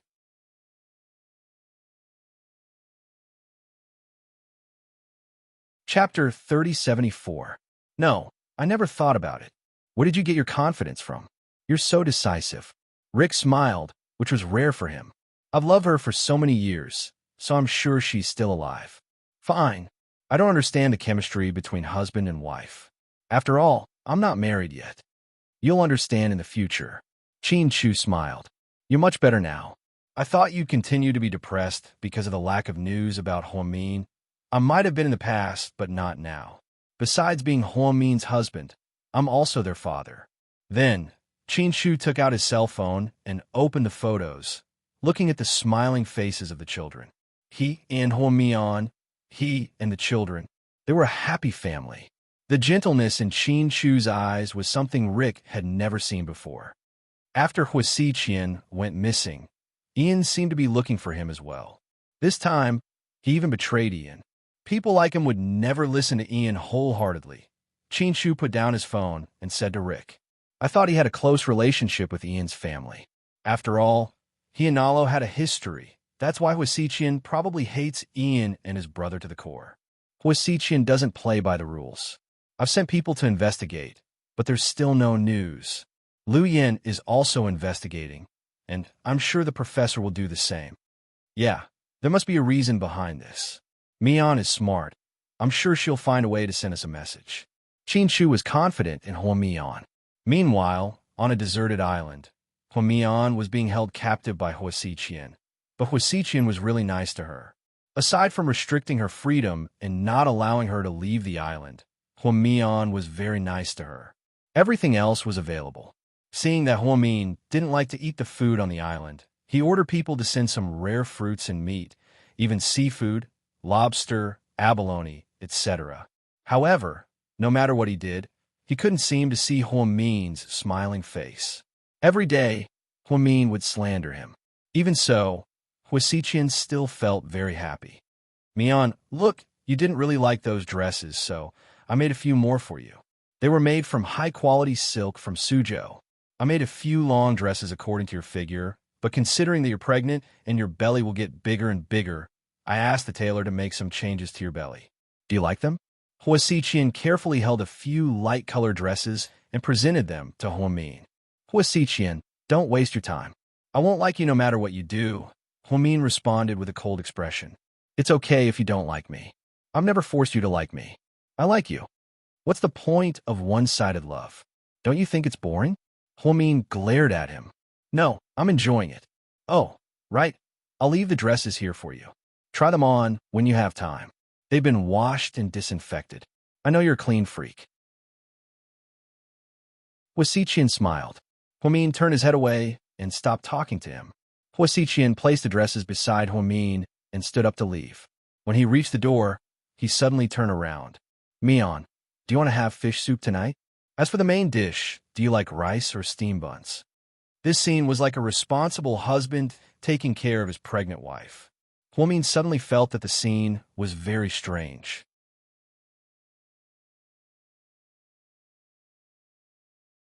Chapter 3075.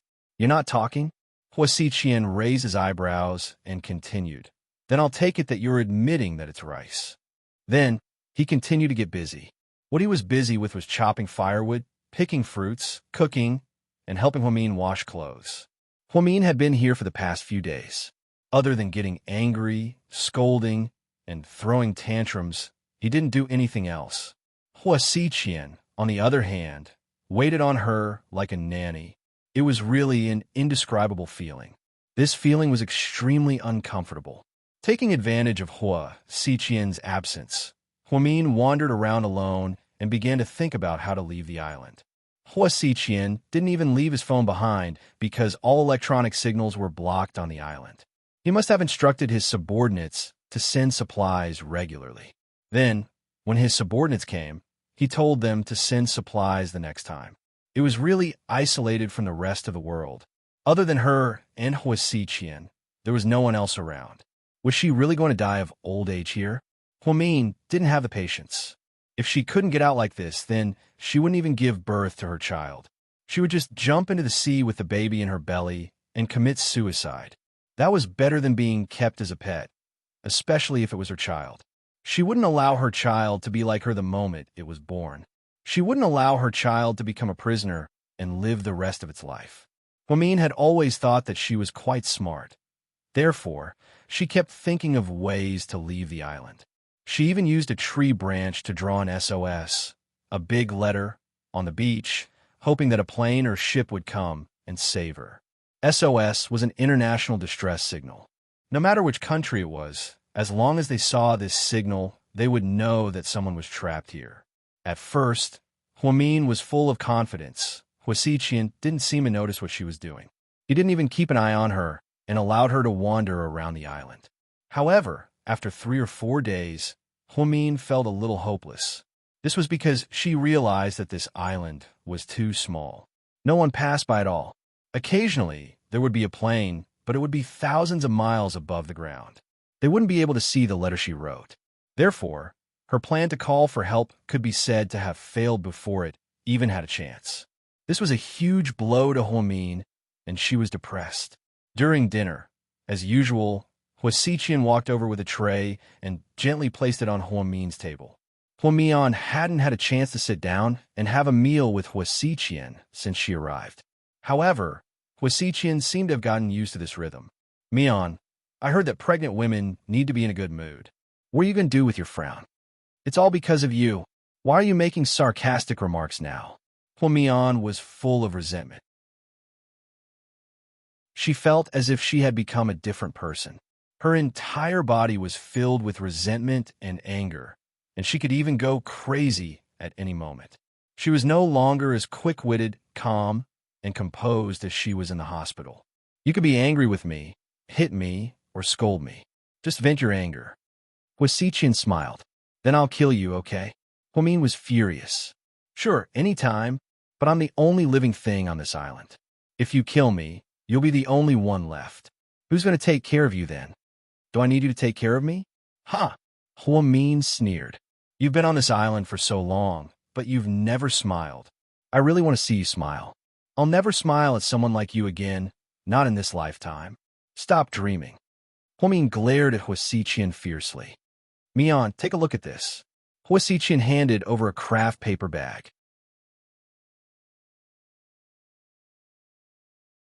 Chapter 3076. What's this? Huamin glanced at the bag warily. Let's take a look first. Huamin dubiously dealt with the contents of the craft paper bag.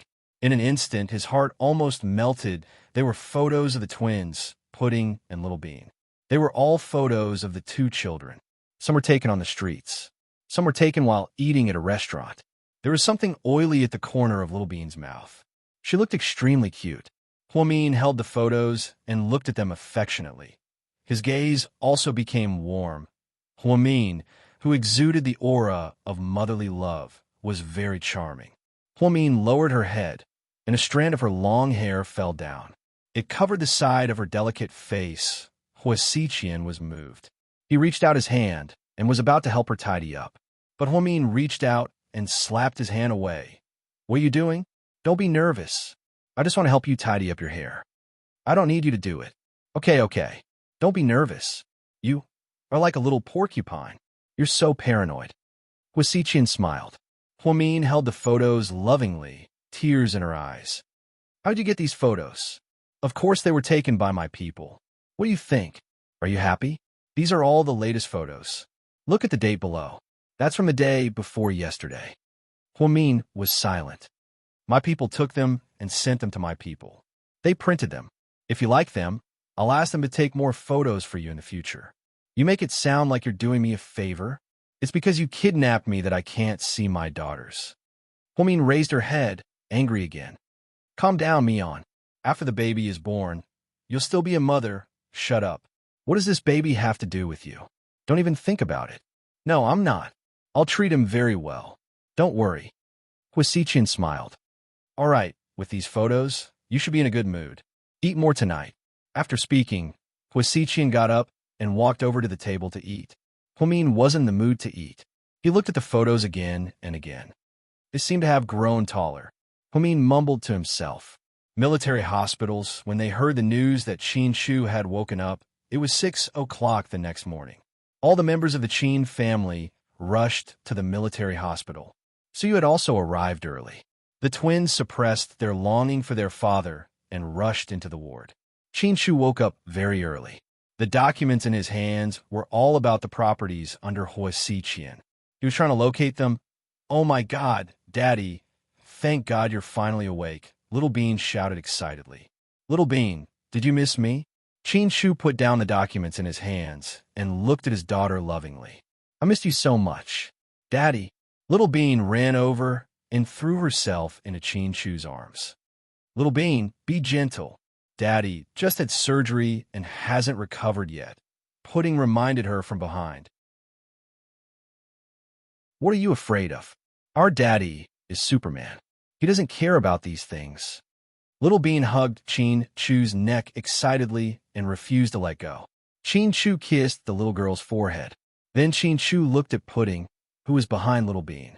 Pudding, come here. Daddy wants to hug you. Chin Chu smiled gently. Pudding shook her head. No, Daddy's injuries haven't healed yet. I don't want to hug you. Pudding was only thinking about her father's health. Then you don't love Daddy anymore? Chin Chu's voice was always so pleasant to the ears. Oh my God, Chin Chu was acting cute with his daughter. This was the first time that this had happened. Even Pudding was shocked. Sis, don't be silly. Daddy is acting cute with you. Come here. Little Bean waved her hand and shouted at her sister.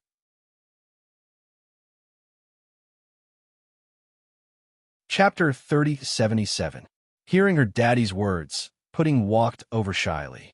Chin Chu hugged his daughter and kissed her forehead with fatherly love. You must have taken care of your sister while I was in a coma, right? Not bad. Pudding had always been low-key and never took credit for anything. She also liked to keep everything to herself. In this aspect, she was very similar to Chin Chu. You and Pudding didn't tell anyone about Grandpa's visit. Uncle Rick said you did great. You didn't even tell Uncle Sue you. You even convinced him to let Grandpa do the surgery for me, right? It's my duty, Daddy. You did great. You are indeed my daughter. Chin Chu gave Pudding a big thumbs up. Hearing the praise, Pudding only smiled shyly, a little embarrassed. Daddy, you have to praise me too. I'm also very good. I hid the truth with Pudding and also learned some amazing medical skills from Grandpa. Really? You're great. Chin Chu smiled. Daddy, when are we going to find Mommy? Pudding suddenly asked. Chin Chu's heart sank slightly when he heard this. It seemed like this was a topic he didn't want to talk about after he woke up. Daddy, Pudding misses Mommy so much. I even dream about her. Pudding also misses Mommy. One night, I heard Pudding call Mommy in her sleep. Pudding said pitifully. Pudding bit her lip and didn't deny it. Indeed, she and her sister had never been separated from their mommy for so long. Even when they were kidnapped by He Yongjun and Shun Jiani, they weren't separated for so long. This time, Huomin's disappearance was a big blow to the twins. Very soon, as long as Daddy can move freely, I'll go find your mommy, and Daddy promises you that I'll definitely find her, okay? Okay, I believe in Daddy. Daddy, you're the best. Pudding nodded. Daddy, Grandpa told me this before he left. Explain what? Chin Chu looked at Pudding. Grandpa said that he destroyed all the medicine you used to take in the house. You're not allowed to take them in the future. Okay, I'll keep that in mind. Chin Chu nodded. He knew that the professor had put in a lot of effort. Grandpa also said, Daddy, you have to control your emotions. This is all a psychological effect. Even if you're sad, you're not allowed to take that kind of medicine anymore. It'll harm your body. Yes. Chin Chu nodded again and listened to his daughter obediently. Daddy, Little Bean and I can't bear to lose you and Mommy. While you were in a coma, we couldn't eat or sleep well, Pudding said with tears in her eyes. Yeah, Daddy, you're too cruel. You slept for so long. You scared me. I thought you wouldn't wake up, Little Bean said directly. Little Bean, don't talk nonsense. Pudding immediately scolded her. I'm not talking nonsense. Really? Didn't handsome Sue say that Daddy wasn't doing well? Little Bean asked. When Daddy wasn't here, I didn't worry about you because I knew Uncle Sue would take good care of you. Chin Chu held Little Bean in his arms and then looked at Pudding. It's not like that, Daddy. No matter how good handsome Sue is, he's not our real father. We don't want to live in someone else's house for the rest of our lives. Although the Sue family is like our own home, it's not our home. South Hill Manor is. You and Mommy are the family that we can't live without. Wow, our Little Bean has improved. She can say something so mature now. Chin Chu smiled happily. Little Bean was about to say something when Gao Ran knocked on the door and walked in. Uncle Gao. The twins greeted him in unison.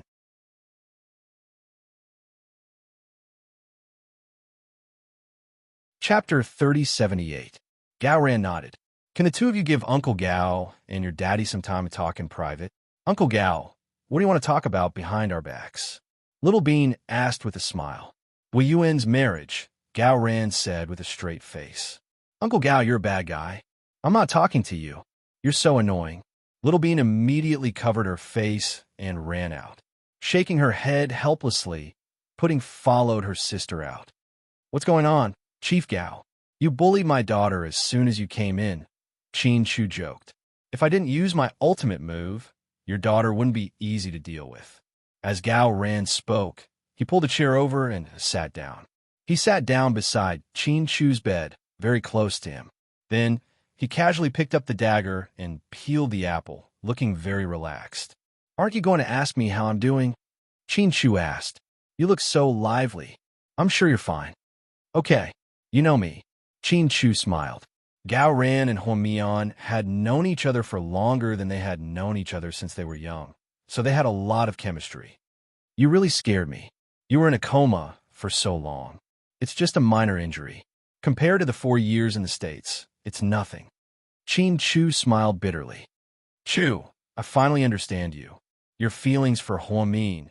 Thinking that Qin Chu missed Huo Min so much that he got paranoid personality disorder and didn't want Huo Min to know about it. Gao Ran felt heartbroken. She's my wife. I should do anything for her. I know. You love her so much that you're willing to do anything for her. But can you take care of yourself first? How can you take medicine that's harmful to your liver?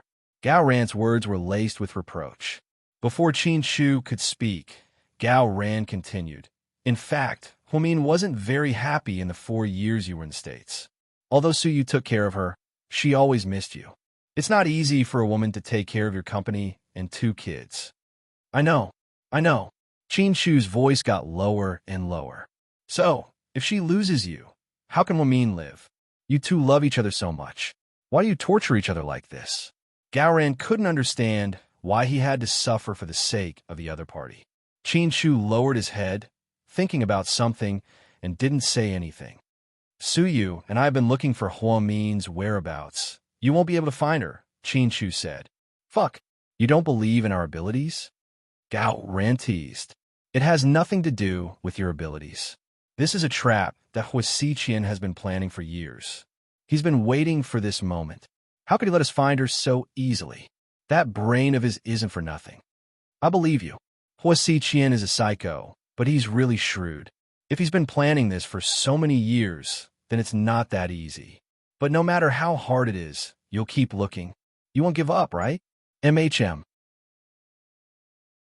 No matter how long it takes, no matter what it takes, I'll find her, even if it means death. Qin Chu was determined. I really don't get it. There are people in the circle who don't understand and say that you're a coward, useless, and can't even protect your wife. This has nothing to do with ability. You're just unlucky that a psychopath took your place. Even if you're a god, if someone has been watching you and plotting against you for more than 10 years, there will still be a time when you slip up. Gao Ran defended Qin Chu. Forget it. I don't care about what those irrelevant people say, Qin Chu said faintly. Do you have a plan to find Huo Min? Gao Ran wanted to help Qin Chu. I want to see Lu Yan first, Qin Chu said. Lu Yan? Who? Gao Ran was confused.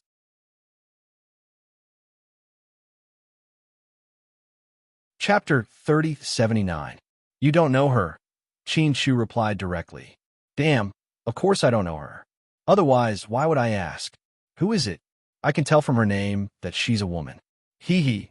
Could she be the mistress you met in the States? Gao Ran teased. Qin Chu. Fine, I'm just kidding. Don't look at me like you want to eat me, okay? Gao Ran felt guilty. Don't talk nonsense. It's not as simple as you think. It's very complicated. I'll tell you later. Okay, the most handsome, arrogant, and brave Qin Chu in history. Congratulations on your recovery. You're full of energy again. Let's fight to the death with that big pervert Huo Xiqian. I swear, when I see him again, I'll take off my police uniform and beat him up to vent my anger. Damn it. He's not a joke. Gao Ran cursed through gritted teeth. Qin Chu was very calm in the face of Gao Ran's intense reaction. Including this time, when he woke up in the hospital, his attitude wasn't particularly extreme. After being in a coma for so long, he thought that he might die and leave this world. When he woke up, he knew that he still had unfinished business. Mian was still waiting for him to save her. Coupled with Qin Chu's strange personality, His reaction was surprisingly calm. Everyone was a little afraid that he would take things too hard. Okay, Chief Gao, I'll rely on you when the time comes. Qin Chu smiled slightly. No problem. We've been brothers for so many years. Your business is my business. Your parents are my parents. Your children are my children. And your wife is me.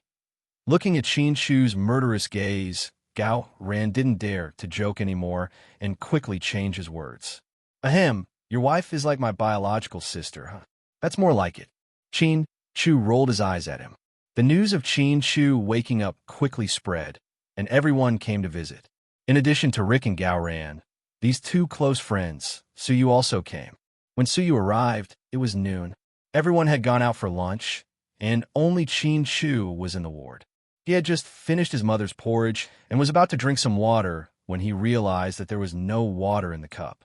Then, Qin Chu put down the empty glass. Suyu walked in directly, picked up the cup, went to the side, filled it with water from the kettle, and handed it to Qin Chu. Thank you. Qin Chu raised his head and glanced at Suyu. How is it? How's your recovery? Very good. I think I'll be able to get out of bed in 2 days. Qin Chu smiled in a friendly manner. Okay, that's good. Pudding and Little Bean will be very happy, Suyu said. Thank you for taking care of the two of them during this period of time. Why do you use the word take care? The two of them are destined to be with me. I've watched them grow up since they were born. Although they're not my biological daughters, my relationship with them is definitely more than that. So, taking care of them is part of my job. Hearing Suyu's words, Qin Chu felt a surge of warmth in his heart. Suyu is always a righteous man and never used underhanded methods. This was also why Qin Chu always respected Suyu. But, Qin Chu, I want to give you a good scolding, Suyu said. Qin Chu raised his head in surprise. He didn't know why Suyu suddenly said this. Was it because he lost Wamian?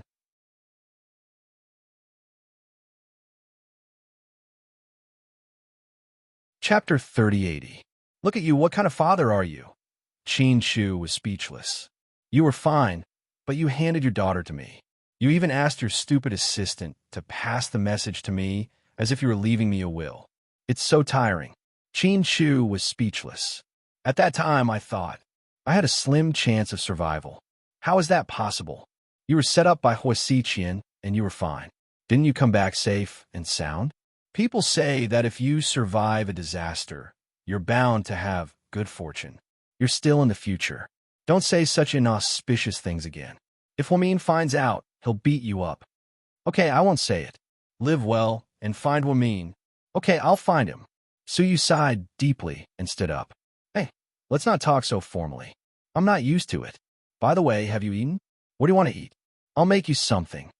I just ate porridge made by my mother. I can only eat liquid food now. Yeah, look at me. I forgot that you're still a patient who just recovered from a serious illness. Okay, rest well. I've been trying to find news about Huamin. I'll let you know if I have any news. Okay, rest well. I'm leaving. Suyu, Qin Chu said. Don't thank me. At a time like this, I don't need to thank you. I feel uncomfortable hearing it. Suyu knew that although Qin Chu didn't say anything, he must be very grateful to him. They had all thanked him before. No, I won't say thank you this time. Qin Chu smiled. Well, let's not talk about that between us. I'm not looking at you. We're not friends to begin with, but I'm friends with Huamin, and you're my friend's husband. I can't bear to see my friends in trouble, Suyu tried to explain. In fact, he was just being stubborn. Qin Chu had already seen through him. I thank you on behalf of Mian. Look, she's doing it again. Huamin, that wretched girl, won't thank me. She can't wait to slander me. Qin Chu chuckled upon hearing this. Our sharp-tongued Dr. Hua is back this time. I have to ask her to treat me to a big meal to help me get over the shock. I haven't slept well for so many days. Yes, when she comes back, let her treat all of us to a meal for 7 consecutive days. Qin Chu said, Haha, that's a good idea. However, if we let her treat so many of us to a meal for 7 days in a row, will she go bankrupt? So you laughed out loud. Just thinking about that scene made him feel warm. No, my wife, she's very rich. Qin Chu's lips curled up slightly. You're right. Huamin is a capitalist. She's really good at making money. Her salary as the vice director is already very high. We can't sympathize with her. We have to slander her for 7 days, Suyu said. After Suyu left, the hospital room returned to silence. Qin Shu picked up his phone and opened the photo album. Looking at Huamin's photo, he couldn't calm down for a long time. Once again, a piercing pain came from his chest. He knew that this wasn't a physical pain, but a psychological one. He missed her too much and was in so much pain that it caused him to be in this state. It seemed that if he didn't take medicine, this kind of state would come very quickly. Just like the 4 years he was in the States, his chest twitched and his heart seemed to shrink into a ball. It made him feel a little suffocated. Mian, you have to wait for me. I will find you. Qin Chu clutched his chest, his expression extremely painful. At the same time on the deserted island, Huamin discovered that Huasiqian was missing. Yes, he hadn't seen him for an entire day. He didn't even cook. This had never happened before. Did he leave the island? Huamin wondered.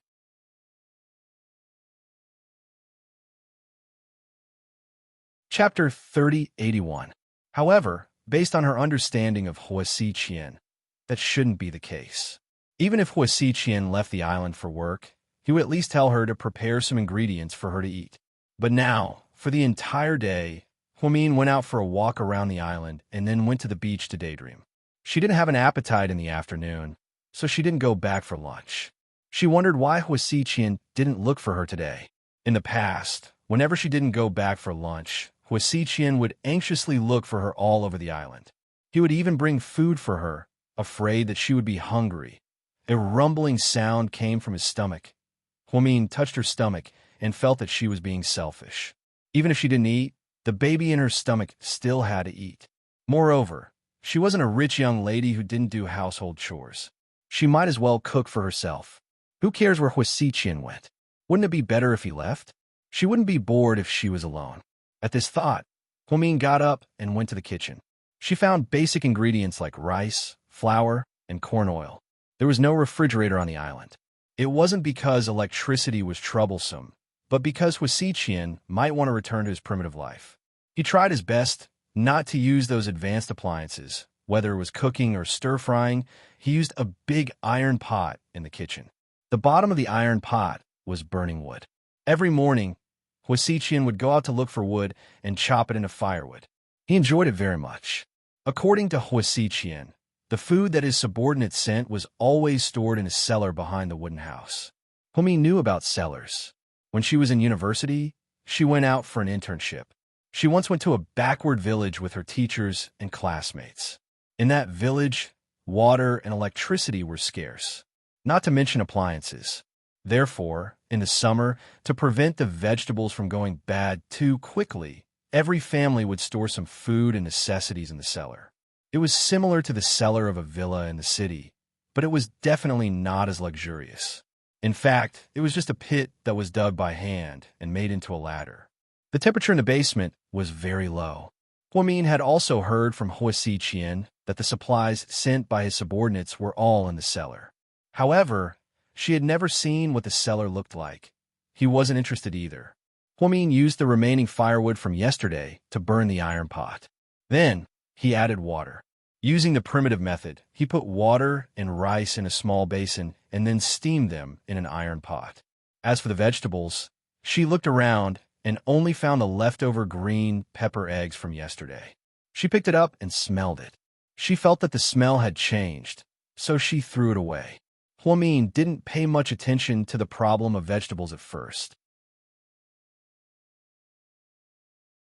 He thought that it would be fine to eat them casually, but then she suddenly thought of a very serious problem.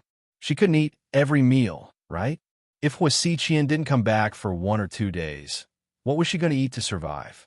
In the end, Huamin calmed down and thought about it. He decided to take a look at the cellar. She wanted to see how much food was left. At least she couldn't starve to death on this deserted island. As for the reason why Huasiqian left the island, she was too lazy to think about it. Then, Huamin opened the door and walked towards the back of the wooden house. That was where Huasiqian often went, so she rarely went there and had no interest in it. When she got close to the cellar, Huamin started to feel inexplicably anxious. It felt like she knew that something bad was going to happen, but she couldn't stop walking.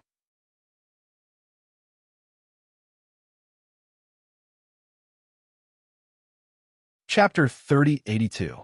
When Huamin reached the entrance of the cellar, she felt a little depressed. Suddenly, he didn't dare to open that small square door again. The door was attached to the ground, so she had to hold the handle and lift it up. Then, she had to climb down the dark ladder. Speaking of which, going down to the cellar during the day was indeed a scary thing, especially on a deserted island like this. Huamin took a deep breath and encouraged herself. Then, she suddenly opened the cellar door. Then, a gust of eerie cold air hit her in the face. She couldn't help but shudder. Huamin carefully held the flashlight in the room. Then, she climbed down the ladder bit by bit. When she reached the ground, she was surprised to find that the cellar was actually huge. It wasn't like the small cellars in the mountain village that she saw before, which were small and humid. This place was surprisingly dry and cool. Moreover, the walls were made of limestone. This kind of style could no longer be described as a cellar. It was even more luxurious than the cellars of some rich people. No wonder Huasiqian liked to come here when he had nothing to do. It was really cool here. Huamin looked at the cellar. There were many ingredients and daily necessities neatly arranged in the cellar. There was an entire box of whiskey, Lafite, and champagne. From small items like toilet paper and laundry detergent, there was actually everything. This scale was comparable to a small grocery store. As for the easy-to-store things like ham, canned fish, and bottled salted vegetables, there were 5 to 6 boxes of each. Huamin was a little slightly surprised. No wonder Huasiqian kept changing the dishes all day long. There were so many ingredients. Huamian held the flashlight in her hand and walked in. When she walked to the end of the cellar, she saw a small door. The walls were made of limestone. However, the door was dark red and even a little rusty. It looked a little scary. The door wasn't locked. Huamin was very curious. What else could be inside? She shone the flashlight and pushed the door open. He found himself in another storage space. Huasiqian must have bought this place a long time ago, because this basement was not something that could be completed in 1 or 2 months. Huamin thought as he walked inside. Suddenly, a weak cough could be heard. Huamin's scalp went numb. Who's there? Huamin shone his flashlight in the direction of the voice. He was surprised to find a figure curled up in the corner of the room. Huamin, I knew you would come. The man slowly stood up. When Huamin's flashlight shone on the man's face, she felt like her hair was about to explode. That feeling was absolutely horrifying. This person was Huasiqian. It was actually the Huasiqian that she thought had already left the island. But why would he lock himself in here for no reason? In an instant, Huamin's mind was filled with too many questions. Why are you here? Huamin forced herself to be calm and asked him. Why are you here? He asked back. I thought you left the island, so I came down to find something to eat. There's no food up here, Huamin said. Oh, I see. He nodded, not surprised or surprised. Seeing that Huamin didn't speak, Huasiqian waved his hand and smiled at Huamin. Huamin, come here. What? Huamin looked at him cautiously. He didn't move forward and even subconsciously took 2 steps back. I sprained my ankle and can't walk. Can you help me, please? He said with a smile.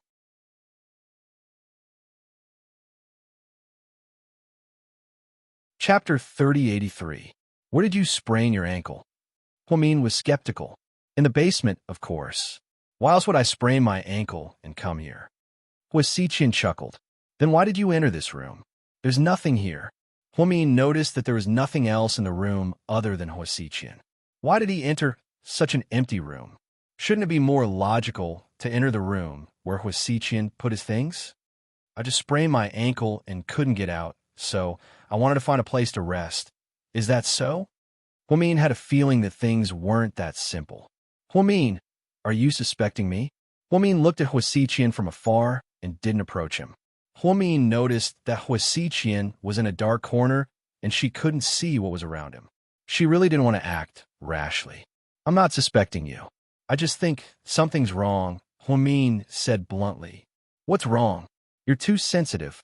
Huasiqian sat on the floor and smiled, trying to look calm. But Huasiqian never calls me Huamin, Huamin said calmly. Huasiqian was slightly surprised.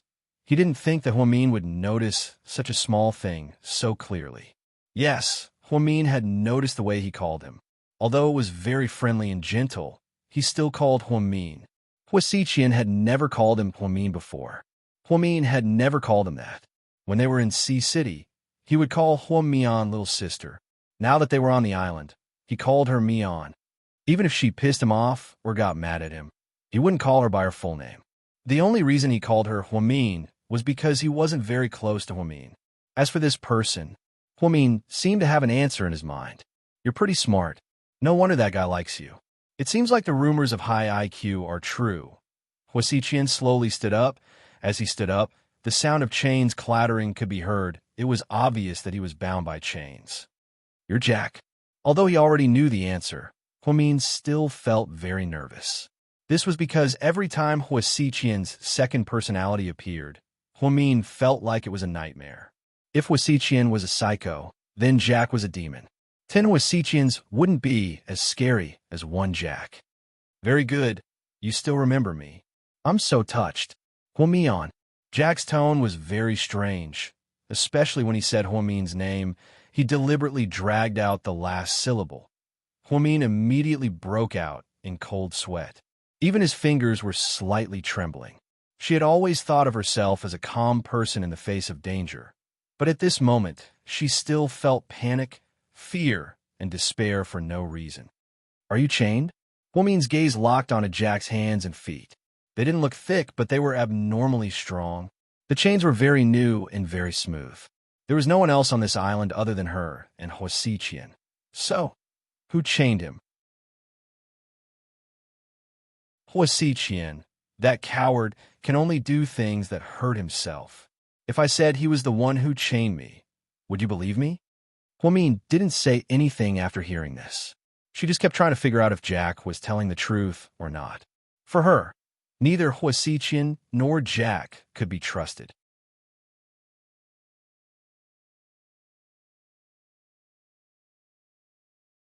Chapter 3084. Why did he lock you up? He's a psycho, so he locks himself up for fun, Jack said airily. That shouldn't be the case. As far as I know, Huasiqian isn't a reckless person. He loves himself a lot. So you don't believe me? Jack raised his eyebrows and asked. I just want to say that Huasiqian didn't lock himself up. I'm afraid it's you, right? Huamin stared into Jack's eyes and said word by word. There seemed to be a slight change in Jack's eyes. Huamin was indeed not a simple woman, especially at a time like this. She was still very cautious. That's funny.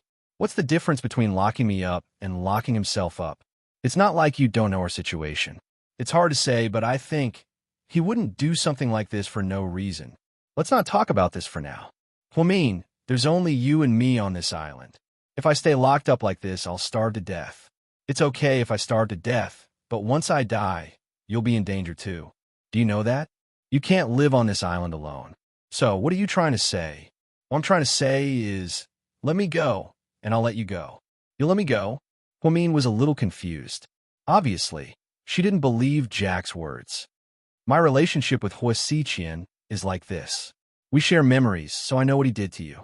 He planned for so many years just to take you out to a place where no one can find you. If you stay here with him, you won't be able to escape. I'm sure you know the situation on this island better than I do, so it's impossible for you to run away. If you wait for someone to come and save you, it might take 100 years. Plus, if you live here for a year or two, he might move again. Huasiqian's love for you is more stubborn than you can imagine. Huamin didn't say anything and just listened to Jack's analysis. But I'm different. I'm not him. I'm Jack. I'm an independent personality. I don't like you at all. I'm free. Let me go, and we'll leave this place together. Then, we'll write off the grudge between us, and you can continue to want revenge. That's your business. The most important thing is to leave this godforsaken place. It was obvious that Jack despised this place. His attitude was the complete opposite of Huasiqian's. Huasiqian loved this place very much. He had even made up his mind to grow vegetables here with Huamin in the future. Therefore, Huamin thought that this might really be an excellent opportunity to escape from this uninhabited island. At the very least, if Hua Xiqian regained his personality, he would never let her go. Seeing that Huamin was hesitant, Jack began to persuade him even more. Don't hesitate anymore. This is a rare opportunity. He's been taking a lot of drugs every day to suppress my appearance. There aren't many opportunities for me to appear. If you don't take this opportunity to escape, you won't have another chance. Do you understand? Jack kept pressuring Huamin. I understand what you're saying, but why should I believe you? How do I know that you won't harm me after I help you open the chains? Huamin asked. So, since it's all unknown, why don't you take a gamble? Jack's smile was a little strange. Huamin was once again in a dilemma. If she didn't let him go, then what Jack said was right. Once Hua Xiqian regained his consciousness, he wouldn't let her go no matter what she said. Jack really didn't like her. It was obvious from a few times they had fought before. Then should she take a gamble?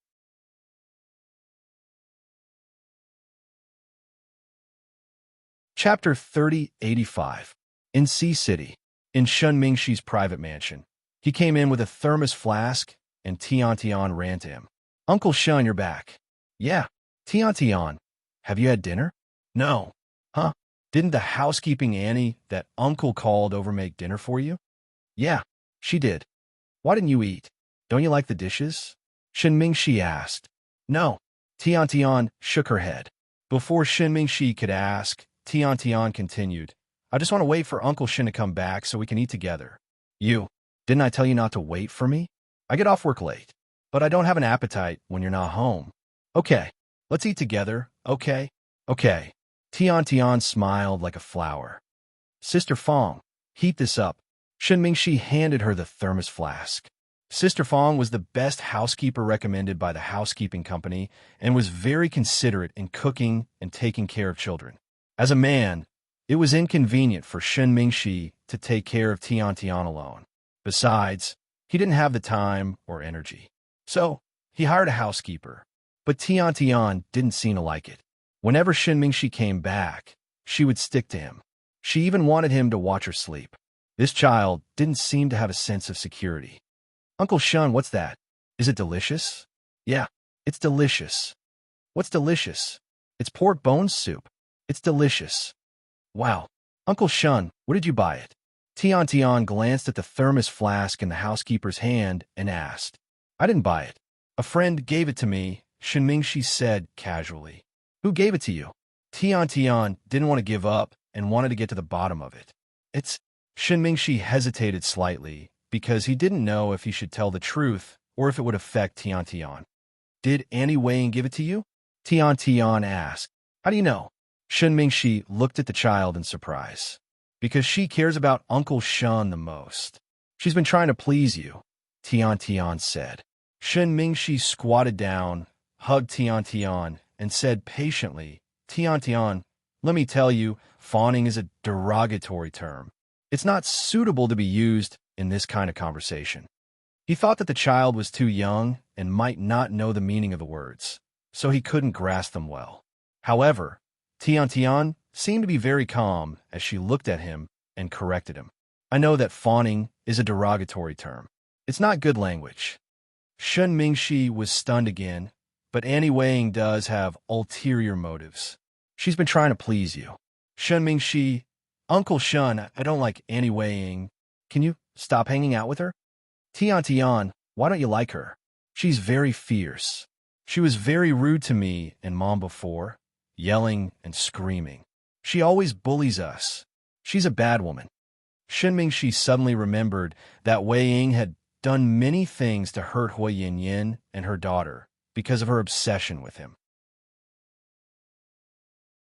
But that was a long time ago. Now, Wei Ying was no longer the rude and unreasonable woman she used to be. She had been reborn. Tian listened to Uncle Shun. Annie Wei Ying is not that kind of person anymore. She's realized her mistakes. But she won't like me, Uncle Shun. Why do you think she won't like you? Shen Mingxi was surprised by what Tian said tonight.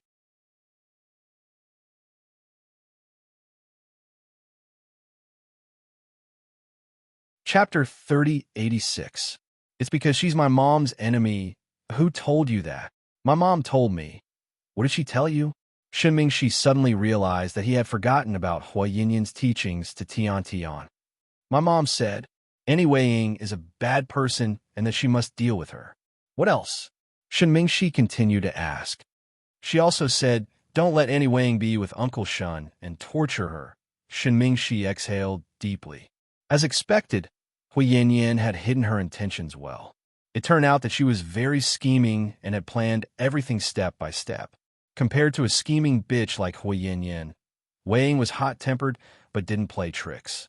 She was much easier to forgive. Seeing Shen Mingxi's dark expression, Tian Tian leaned against his face and said in a small voice, Uncle Shun, I know you'll find another woman if you don't stay with my mom. But don't go with Annie Wei Ying, okay? She's on bad terms with my mom and won't treat me well. She'll kill me. Tian Tian, it's between adults. You don't understand. I don't care. I don't want Uncle Shun to be with Annie Wei Ying. Woo-woo. Then Tian Tian ran into her room. Tian Tian, it's time to eat. The housekeeper, Fong, came in with a bowl of reheated pork bone soup. But Tian Tian knocked her to the ground. The pork bone soup spilled out and almost scalded the housekeeper, making her step back in fear. Mr. Shun, what's wrong with Tian Tian today? She's acting strange. I was going to ask you that. What's going on? Did someone come to our house today? Shen Mingxi frowned slightly. No. Fong was also confused. At this moment, Shen Mingxi glanced at the newspaper at home. The headline of the entertainment section was a photo of him and Wei Ying. It was a photo of them being intimate with each other on the eve of their wedding. But why would they dig up such an old photo? Shen Mingxi picked up the newspaper and read the headline. Rumor has it that young Master Shun and his ex-wife have been interacting a lot lately and are showing signs of getting back together. Shen Mingxi finished reading and put down the newspaper. Who brought this back? Sir, I bought them. When I went out to buy groceries, I had some spare change.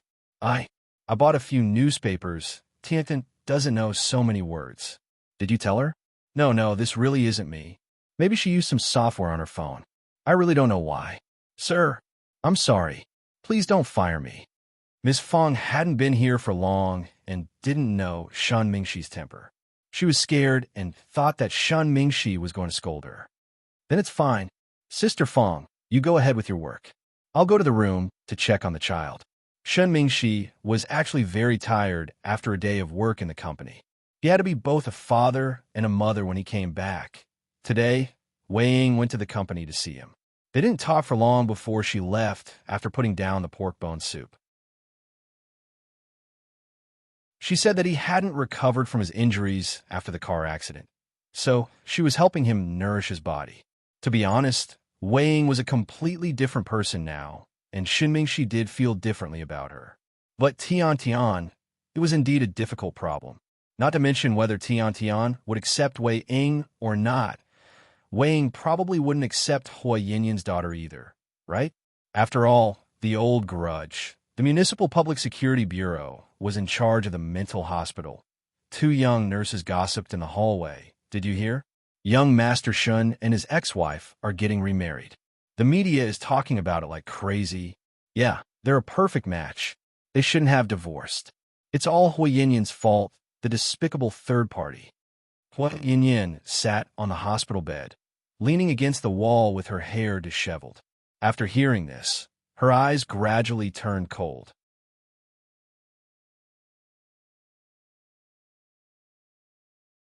Chapter 3087. Someone come quickly. Yin Yin dashed off the bed like a mad woman and shook the locked door with all her might. What's the matter? The nurse looked at her impatiently through the bars. I want to see that bastard Shen Mingxi. Get him here. I want to see my daughter. You think you can see whoever you want? Who do you think you are? The nurse glanced at Hua Yinyan in disdain. Bitch, shut up. Help me find him, or I'll kill all of you. Hua Yinyan seemed to have lost her mind. She glared at the nurse with fury in her eyes. You're indeed a psycho. Who wants to talk to you? Young Master Shun is busy. You don't know yet, right? He's getting back together with his ex-wife. Hua Yinyan's face turned livid when she heard this. When the time comes, your daughter will be sent to an orphanage. Miss Wei won't be able to accept your daughter. Hua Yin clenched her fists in fury. If it weren't for you, young Master Shen wouldn't have gotten a divorce. You're just like your mother. You're addicted to being a mistress, aren't you? Unfortunately, your mother got married, but you didn't. You ended up being abandoned. Shut up. Trash. Well, Yin pointed at the nurse and yelled, "What's the point of getting mad at me? I'm telling the truth. You're crazy and no man will want to talk to you. Young Master Shen only cares about you and comes to see you a few times. Do you really think it's true love? Idiot." There was a reason for the nurse's harsh words. One of the nurse's cousins was good friends with Wei Ying, so she knew a lot about the rich and powerful. That was why she hated Hui Yin so much. "You won't have a good ending for treating me like this. Just you wait." Hui Yin cursed viciously. In the military hospital, Qin Shu was now able to move freely. This was his last day in the hospital. Qin Ning took the initiative to accompany her brother, so in the middle of the night, only the two of them were left in the large ward. Qin Ning lay on the sofa and fell asleep with her clothes on. Qin Shu, on the other hand, couldn't fall asleep for a long time. He slowly got off the bed. He wanted to be quiet so that he wouldn't wake Qin Ning up. But this girl was a light sleeper, so she still woke up. "Big brother, where you going?" Qin Ning rubbed her eyes and slowly sat up. "I need to go to the toilet." "Call me. I'll help you there. I can walk now. I've almost recovered. I don't need you to support me. Go to sleep." "No, you've just recovered from a serious illness, and your wounds may not have healed yet. You can't make any mistakes." Qin Ning was willing to stay because she didn't trust anyone else to take care of her brother. To her, taking care of her brother was something she wanted to do. Ning, I'm really fine. I'm just too bored and want to go out and get some fresh air," Qin Shu said. "Big brother, are you starting to feel sad again?" Qin Ning's eyes darkened as she tried to figure out what Qin Shu was thinking. Qin Shu didn't say anything during his 4 years in the States. Qin Shu couldn't sleep because he missed Huamin. He would wake up in the middle of the night to drink coffee and tea, and in the end, he would take medicine to suppress it. To Qin Shu, that feeling was constant torture. No one could imagine what it was like for a normal person to be unable to sleep. Qin Shu's worst experience was that he couldn't close his eyes for an entire week. It was extremely painful. He was also very thin, and his eyes were deeply sunken. Qin Ning's heart ached when she saw him like this. "I'm fine. Don't lie to me. Other people don't know, but I do. Sister-in-law is your life." When Qin Ning said this, her voice trembled slightly. She was crying.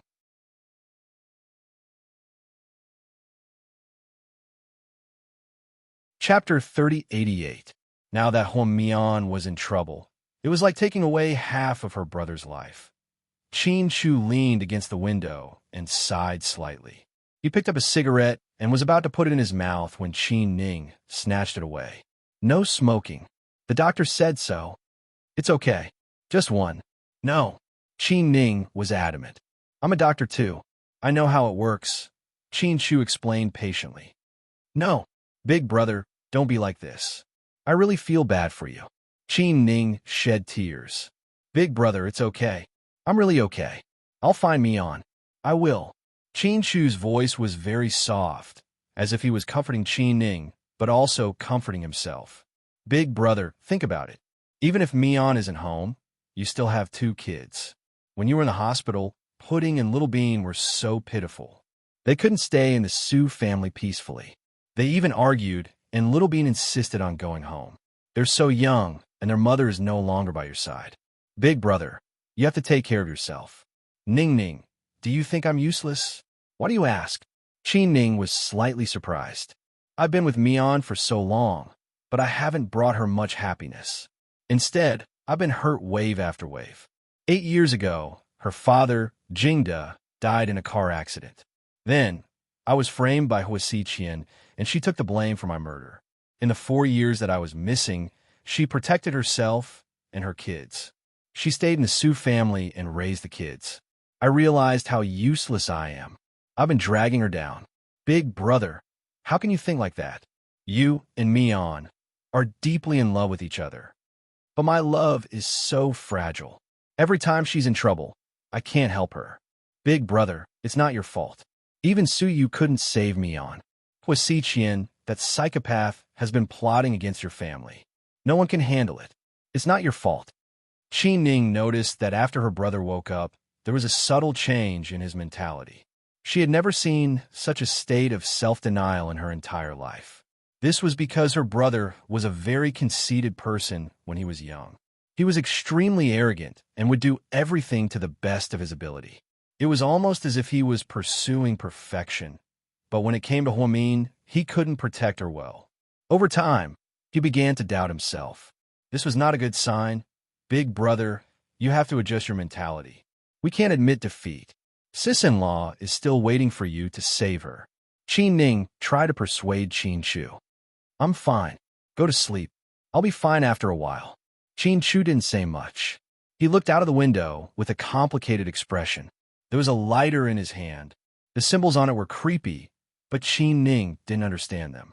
In the basement of the deserted island, Huamin and Jack were still confronting each other. Huamin, what are you still thinking about? Are you really going to miss such a good opportunity to escape?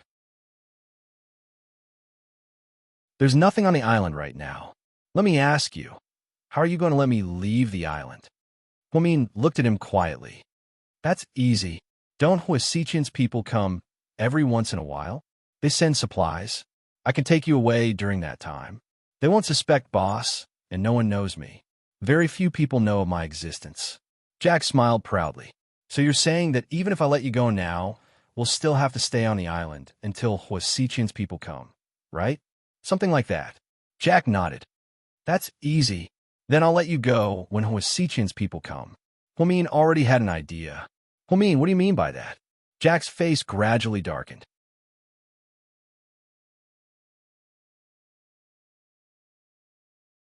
Chapter 3089. What I mean is, I can't let you go right now. How can you go back on your word? Jack was furious. Go back on my word? No, I never promised to save you. So it's not going back on my word, Huamin replied calmly. You idiot. You actually gave up your only chance to escape from the island. Jack gritted his teeth and glanced coldly at Huamin's face. This was indeed a reaction that Huasiqian had never shown her before. Don't say that. I'm not stupid. That's why I can see the situation clearly. I do hate Huasiqian, but Jack, you make my hair stand on end. Yes, Huamin already knew the answer in his heart. He would rather give up this chance to escape than believe Jack's words. They had fought before, and this man was a complete madman. In comparison, although Huasiqian was annoying, at least he could guarantee her safety. Then you could die of old age on this island. Jack sneered. I'm actually curious. Since you share memories with Huasiqian, then you should know where the key is, right? Huamin asked tentatively. Are you trying to trick me? Of course not. If you want me to save you, don't you have to tell me where the key is? Huamin laughed. Woman, why should I believe you? You're not going to let me go? Why would I tell you where the key is? Jack seemed to be angered by Huamin. Fine, if that's the case, then the negotiation is over. Stay here. After speaking, Huamin turned around to leave. Huamin, if I die, it won't do you any good. If I die, Huasiqian will die too, Jack said anxiously. Huamin turned around and continued to chuckle. That's great. Isn't this killing two birds with one stone? Both you and Huasiqian are my mortal enemies. But if we die, after a while, when his subordinates find out that something happened to the boss, they will send you down to the Yellow Springs to accompany me. Jack smiled sinisterly. Do you think I'm afraid of death? Huamin thought Jack's words were ridiculous. Of course you won't be afraid, but don't you have another one in your stomach? Do you really want your child to be burdened to death by you before he even sees the world? Huamin's expression changed slightly upon hearing this. It seemed that Huasiqian and Jack's memories were indeed shared. Jack even knew about her pregnancy. From the looks of it, you're the one who's at a disadvantage. Why don't you take care of yourself? After speaking, Huamin turned around and left without looking back. Come back, you bitch. Jack cursed crazily, but Huamin didn't look back. Was she going to starve this guy to death in the basement? No, Huamin wouldn't do that. She would bring him food on time every day and keep him alive. At least, Huasiqian couldn't die yet. Huamin really didn't want to die here with him. When Huamin climbed out of the basement and breathed in the fresh air outside, she suddenly felt that it was great to be alive. After calming down, she thought of something very important. Jack was chained up in the basement, so that must be what Siqian's doing, right? But why would Siqian do that? From what Huamin knew about him, he probably knew that his illness was about to act up, and he was afraid that he wouldn't be able to control his second personality, so he locked himself up in advance. If that was the case, the key definitely couldn't be in the basement to prevent Jack from escaping. Huamin knew this very well. No matter how bad Siqian was, he wouldn't hurt her. However, Jack was different. Jack could kill her at any time without mercy. At this thought, Huamin hurried back to the cabin and began to rummage through the things Siqian left behind. Suddenly, an old-fashioned cell phone slipped out of one of Siqian's pockets. Huamin couldn't suppress the joy in her heart, as if she had discovered a new continent.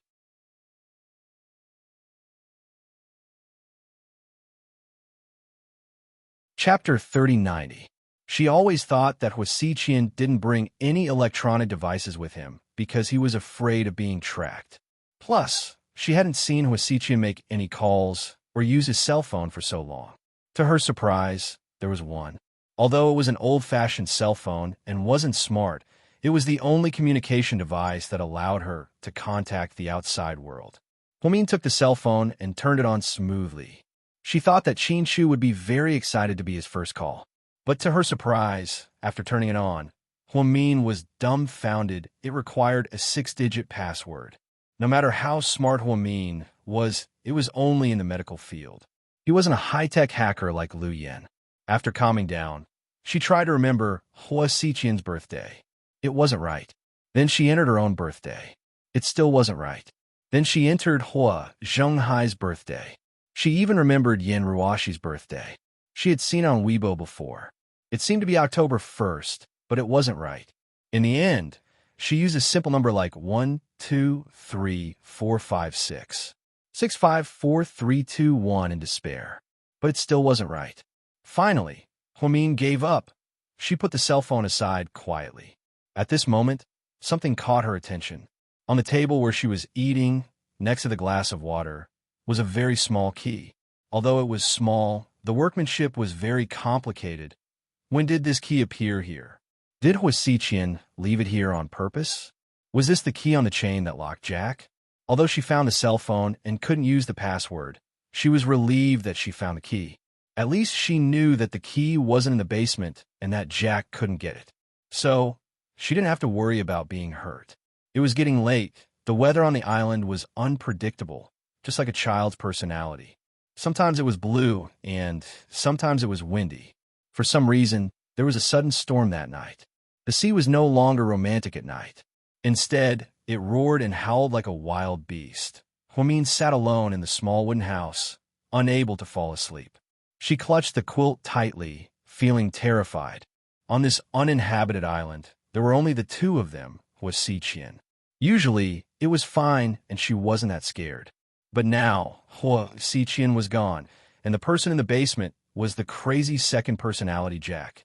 At this time, Huamin felt like he was in danger. He was very, very afraid. She missed Qinshu very much and wanted to throw herself into his warm embrace. She really wanted him to tell her, "Honey, don't be afraid. I'm here for you." But the reality was still so cruel. She had never thought that there would be a day where she could live in fear with a psychopath with dual personalities on the island. Absolutely not. South Hill Manor Chu stayed in the military hospital for the last night and was discharged. In order to celebrate his healthy discharge from the hospital, everyone planned to come over for a meal. The two elders of the Qin family had already prepared the food after the incident at home. Qinshu fired all the nannies except for Uncle Li, who was brought back. Of course, it was also because Siqian had planted spies in the nannies, so they were fired. The two elders of the Qin family and Uncle Li went to buy groceries early and came back to prepare. Qinshu took the kids to the garden in the yard to water the flowers. Then his friends arrived one after another. Other than Ni Yang and the others who went back with Chunjie, Everyone else was there. Jiang Xiaowei, Wei Liao, Gao Ran, Zhu Lingling, Tang Chuan, Qin Ning, Rick, Cici, and Su Yu. Su Yu was the first to arrive. He drove his black Lamborghini, and there was a lot of delicious food in the trunk. Wow, handsome Su, I love you so much.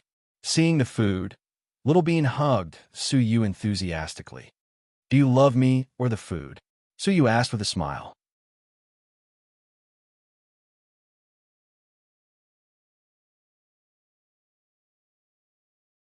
Chapter 3091. Handsome Su, what are you talking about? Am I that kind of person? Little Bean felt wronged.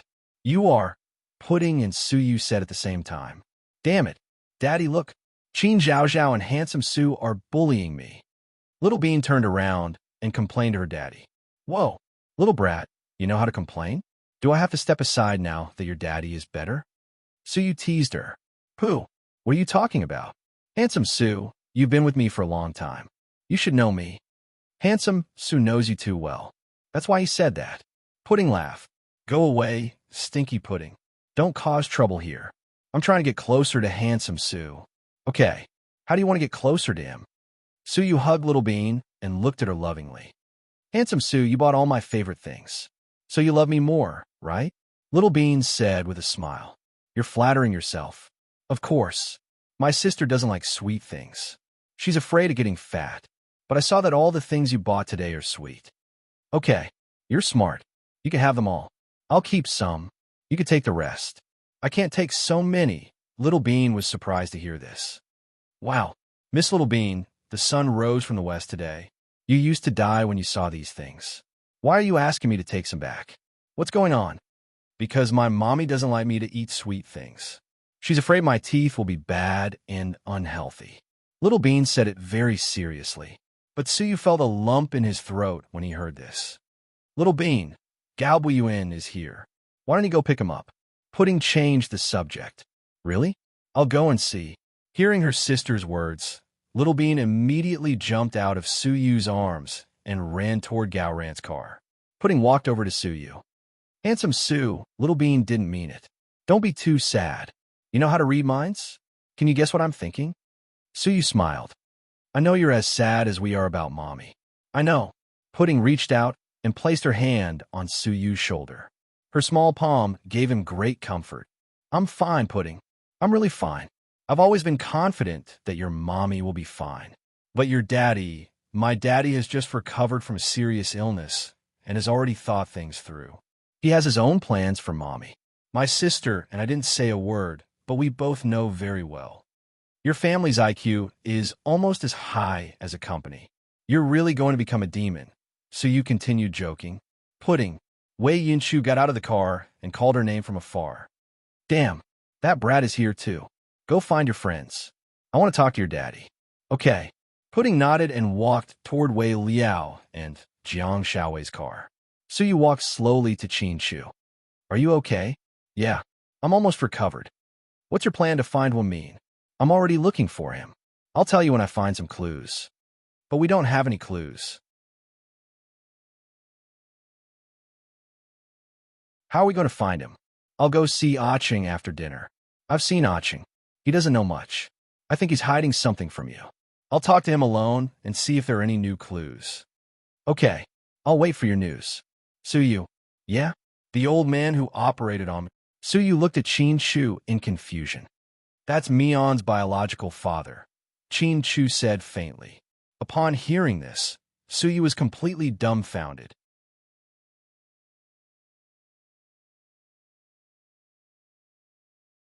Chapter 3092. What? So you thought he was hallucinating. But Qin Shu didn't repeat himself. Instead, he stared at Huan Mian with a serious expression. Did you just tell me that the mysterious old man who operated on you is Mion's biological father? Yes. Oh my God. So you was shocked again. No, I need calm down. So you put his hand on his heart, feeling it was racing. Qin Shu didn't say anything, but something's wrong, Qin Shu. Didn't Mion's father do that thing many years ago? So you finally realized. Jingda isn't her biological father. So you're saying that Mion's mother isn't her biological mother? So you finally understood. Yes. It all started with what happened in the hospital years ago. Then, Qin Shu explained Huo Min's background to Su Yu so he could understand. After hearing this, Su Yu was once again speechless from shock. So, you're saying that the ordinary-looking old man I talked back to is a Chinese professor that even the FBI has to respect? Yeah. Fuck. I was so stupid to say that to him, Su Yu said, blaming himself. It's not your fault. After all, he didn't reveal his identity. You should be careful. I knew it. Pudding and Rick knew. This old man must be someone special. I didn't expect him to be. The professor's identity is very special, and many people have ulterior motives toward him. Of course, he has to be careful. You understand. Hey, So Mian has an awesome little sister. Hearing Qin Shu mention Lu Yin so casually, Su Yu knew things weren't as simple as they seemed. She was a little girl, but she was famous in the mercenary world. She couldn't be an ordinary person. Yeah, then the one who snuck into the hospital and drugged my bodyguard to see you should also be her, right? That should be the case. Qin Shu nodded and speculated.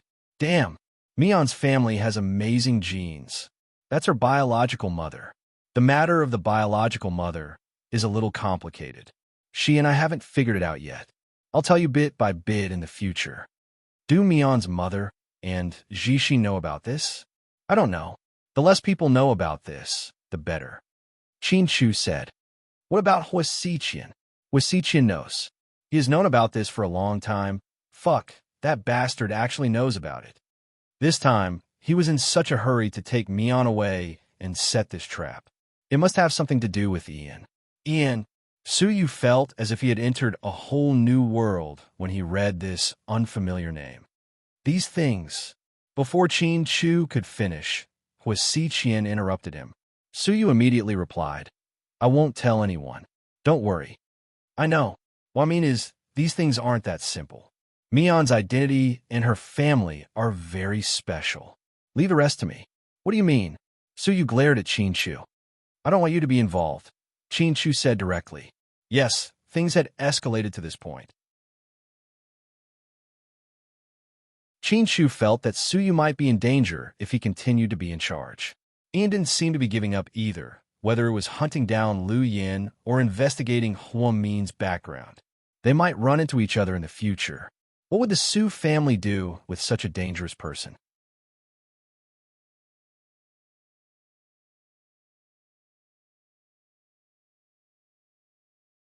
Chapter 3093. Do you think I'm scared? Don't underestimate me, Su Yu said proudly. It's not a matter of fear. Then what is it? Su Yu was obviously not convinced. Ian is a murderous demon. The serial murders that have happened here before, the murderers were never caught, and the victims died tragically. Those were all Ian's masterpieces. Are you saying that he came to our place? Yes, and he's been investigating Mian's background. What's Ian's background? Why are you so afraid of him?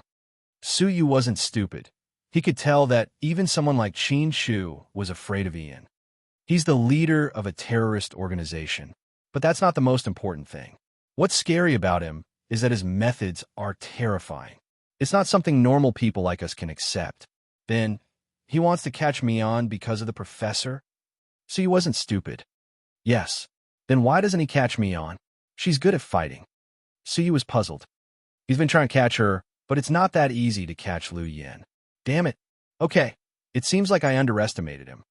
Yeah, that's why I'm telling you all this. I actually want to say, before Qin Shu could finish, Su Yu interrupted him. You actually want me to be a coward from now on. Qin Shu, although we're not close, I'm Huo Min's friend. I'm the kind of friend who would trade my life for his.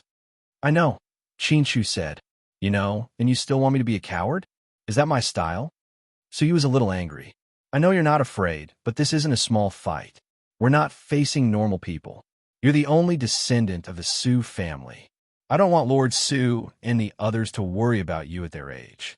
Qin Shu was thinking too much. The Su family had helped them, and he couldn't let Su Yu put himself in danger because of them. Qin Shu was being kind. At least, he was thinking about Su Yu. Qin Shu, do you know what I hate about you the most? Su Yu suddenly asked. Question mark. Qin Shu looked at Su Yu in confusion. I hate it when you act so righteous, as if no one else in this world can be sacrificed except you. Yes, you're the best. You're a saint. Okay? Chin-Chu, if I, Suyu, was a coward, I probably wouldn't care about you guys. You should have heard that back then. In order to get Mion out of prison safely, I pointed a gun at my own head and forced my grandfather into a corner. At that time, I thought that if my grandfather cared, I might as well kill myself. So, to you guys and outsiders, I'm the son of a high-ranking official, the only descendant of the Su family, the grandson of Commander Su, the heir of the Su family.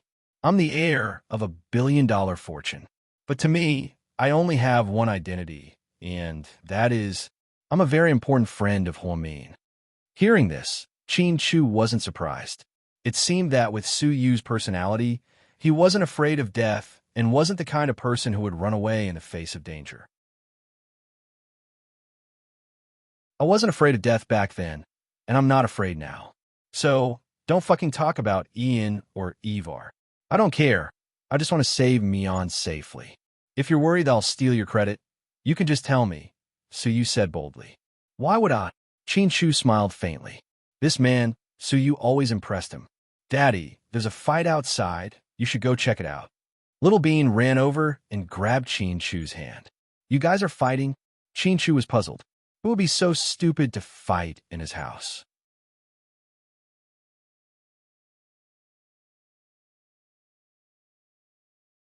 Chapter 3094.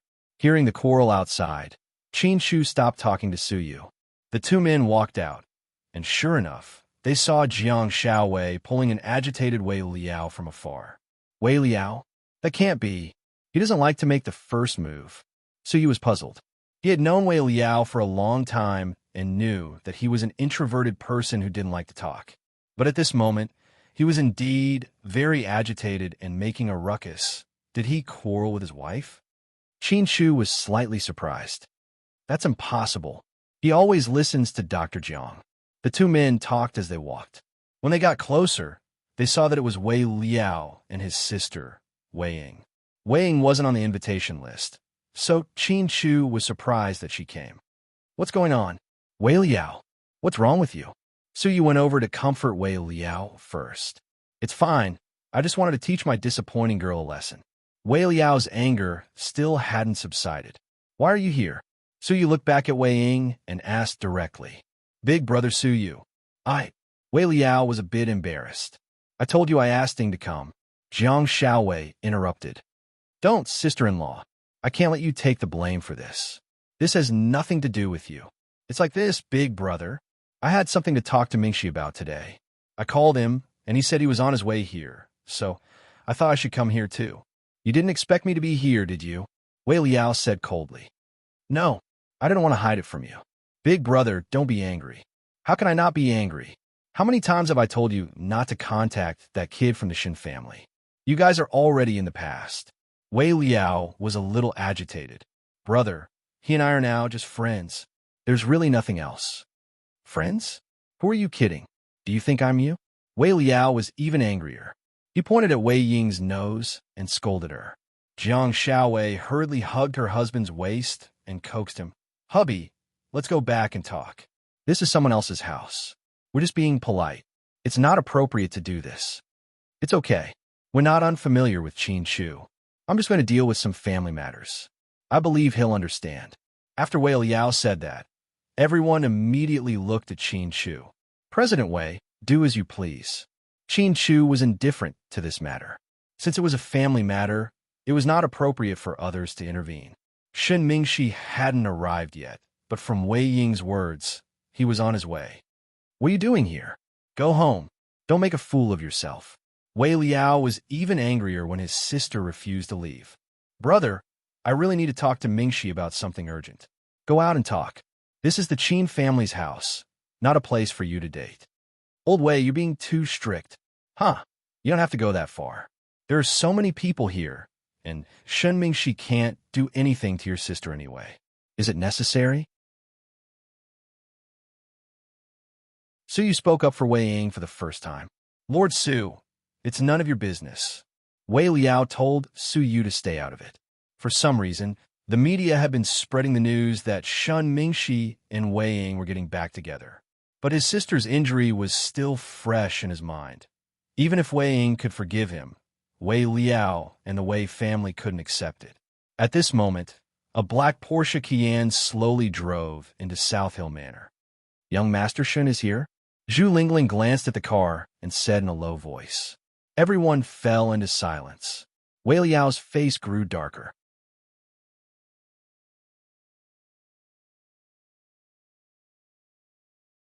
Chapter 30-95. Sorry, there's a traffic jam. They said the whole city is on alert for a marathon. Shen Mingxi said with a smile. Then, he opened the car door and carried Tian Tian out of the back seat. She was wearing a blue princess dress and hairpins, looking very glamorous. "You're all here so early?" Shen Mingxi asked proactively. Before the others could speak, Wei Liao pried Jiang Xiaowei's hand away and strode over, punching Shen Mingxi hard in the face. This sudden punch made him very confused. He had no strength to resist at all. He swayed and almost fell to the ground. "Whoa, you're a bad guy.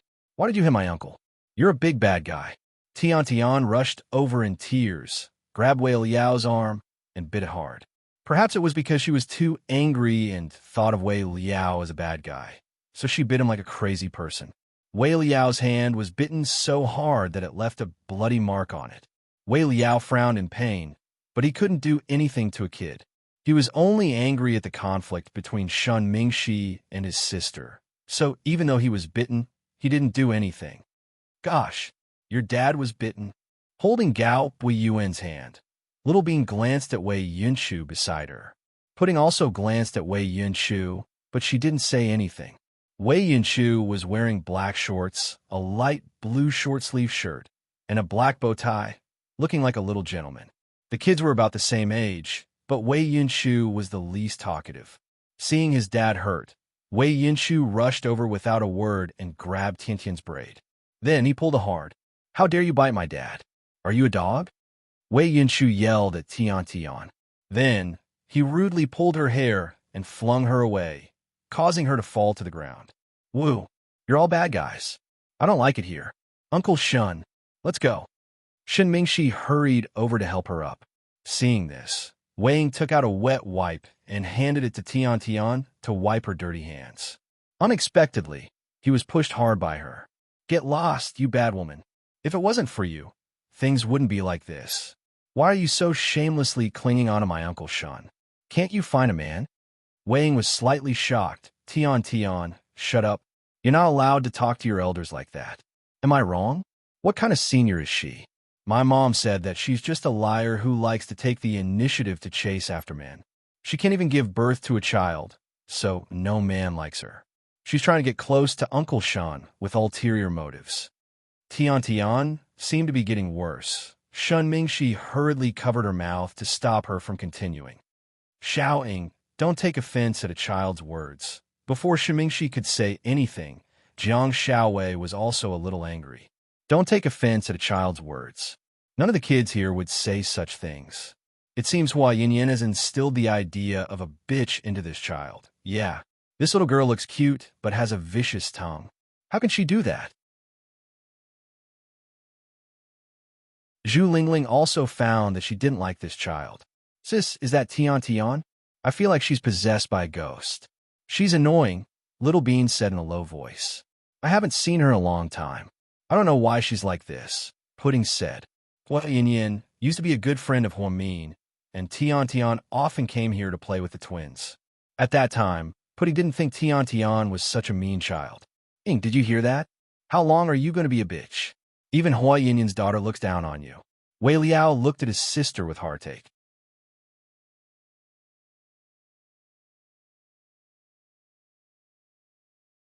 Chapter 30-96. Big brother, don't call me. Go home. Hurry up. Wei Liao was scary when he was angry. Wow, it's the first time I've seen Uncle Wei so angry. It's scary, Little Beans said. He must be very angry. Otherwise, he wouldn't be like this. Yeah, sis, your future father-in-law has a temper. Huh? Little Bean joked. Pudding rolled her eyes at Little Bean and didn't continue. Auntie, Hurry up and go home. My dad looks really angry. Wei Yinshu tugged at the corner of Wei Ying's dress. Okay, I know. Good boy, nephew. Wei Ying reached out and patted her nephew's head. Then she looked at him apologetically and said in a low voice, Big brother Mingxi, I'll talk to you about that thing at your company tomorrow. Okay, don't come to my Uncle Shun again. We don't like you. Tian Tian interrupted. Wei Ying glanced at Tian Tian with mixed feelings and stood up. Big brother, don't be angry. I'll leave. Old Wei, what are you doing? You're happy just because you forced the girl to leave. Tang Chuan was speechless. He wanted to stop the fight, but Qin Ning wouldn't let him. Qin Ning thought it was the Wei family's business and outsiders shouldn't interfere. I'm doing it for her own good, Wei Liao said. Okay, since they're all gone, let's eat. I'm starving. Tang Chuan tried to lighten the mood, not wanting everyone to be so nervous. Okay, sit down in the dining room. We're ready to eat, Qin Chu announced as the host. Everyone was tactful enough to walk inside. Rick supported Cece as they walked inside. Cece, how far along are you? Zhu Lingling asked curiously. Her eyes fell on Cece's belly. Cece was wearing a peacock blue dress. It was a Korean style and was very loose, suitable for pregnant women. Her shoes were flat-soled. It was obvious that both she and Rick care about the baby. Almost 3 months. Cece smiled. So fast. 3 months? That's about the same time as my Mion's second child. Huh, you could be her in-laws. Zhu Lingling continued to gossip.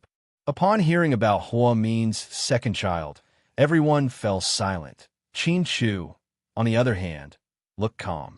So you really couldn't take it anymore. His eyes hurt a little. After rubbing them, he strode into the room and stopped listening to Zhu Lingling and Cece's conversation. Lingling, don't mention Mion all the time. Everyone feels bad.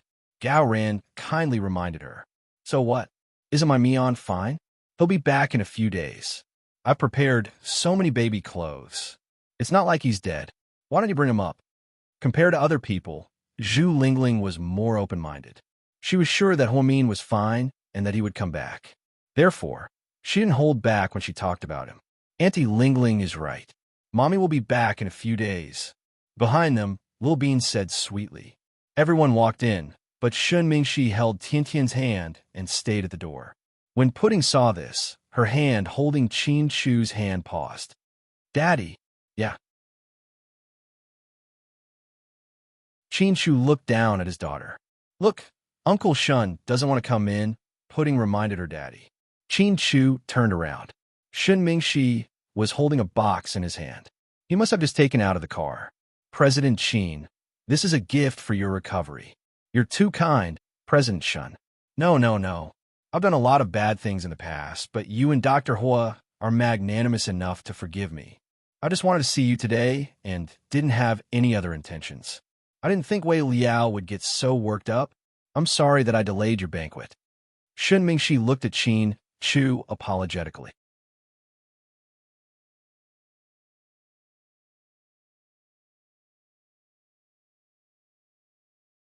Chapter 3097. It's okay. We're all good friends and won't mind. My kids are crying. I won't stay for dinner. I'll visit you another day. Compared to the others, Shun Mingxi wasn't as comfortable as the others.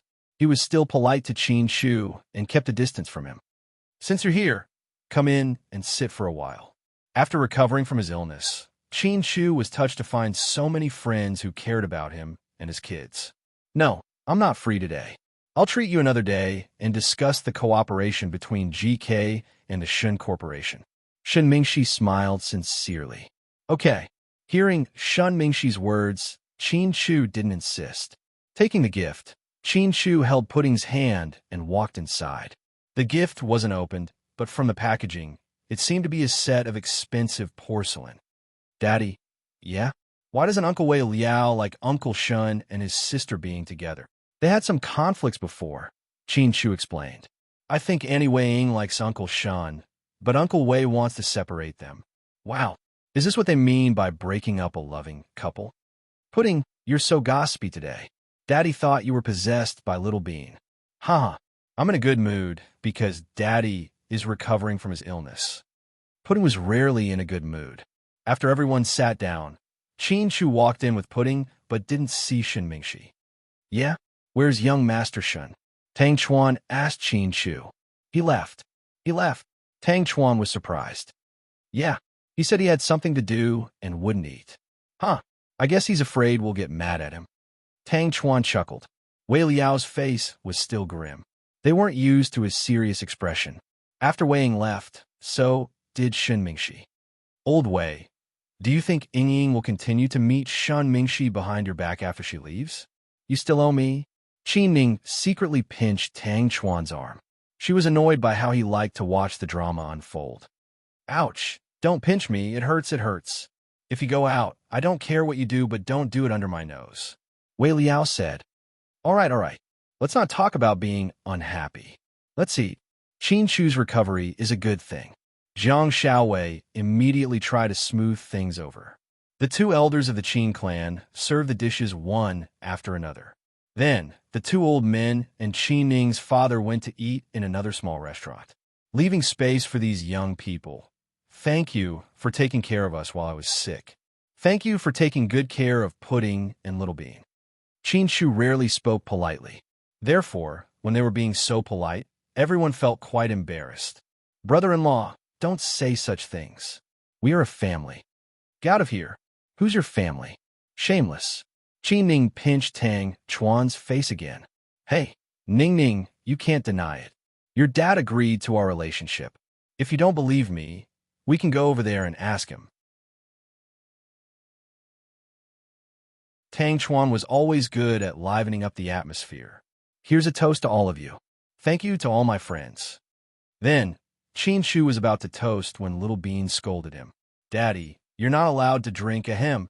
Pudding coughed to remind him. The foreign old man who operated on you said you're a patient and must take good care of yourself. You can't drink. A little red wine is fine. Qin Shu chuckled. You can't do that either. Here, I'll give you mine. Good girl. Little Bean ran over and handed her glass to Qin Shu. It was also red, but it was blueberry juice. Qin Shu held the glass and didn't know whether to laugh or cry. Son, your future daughter-in-law seems very powerful. Will she control our whole family after she marries you? Gaoran teased his son.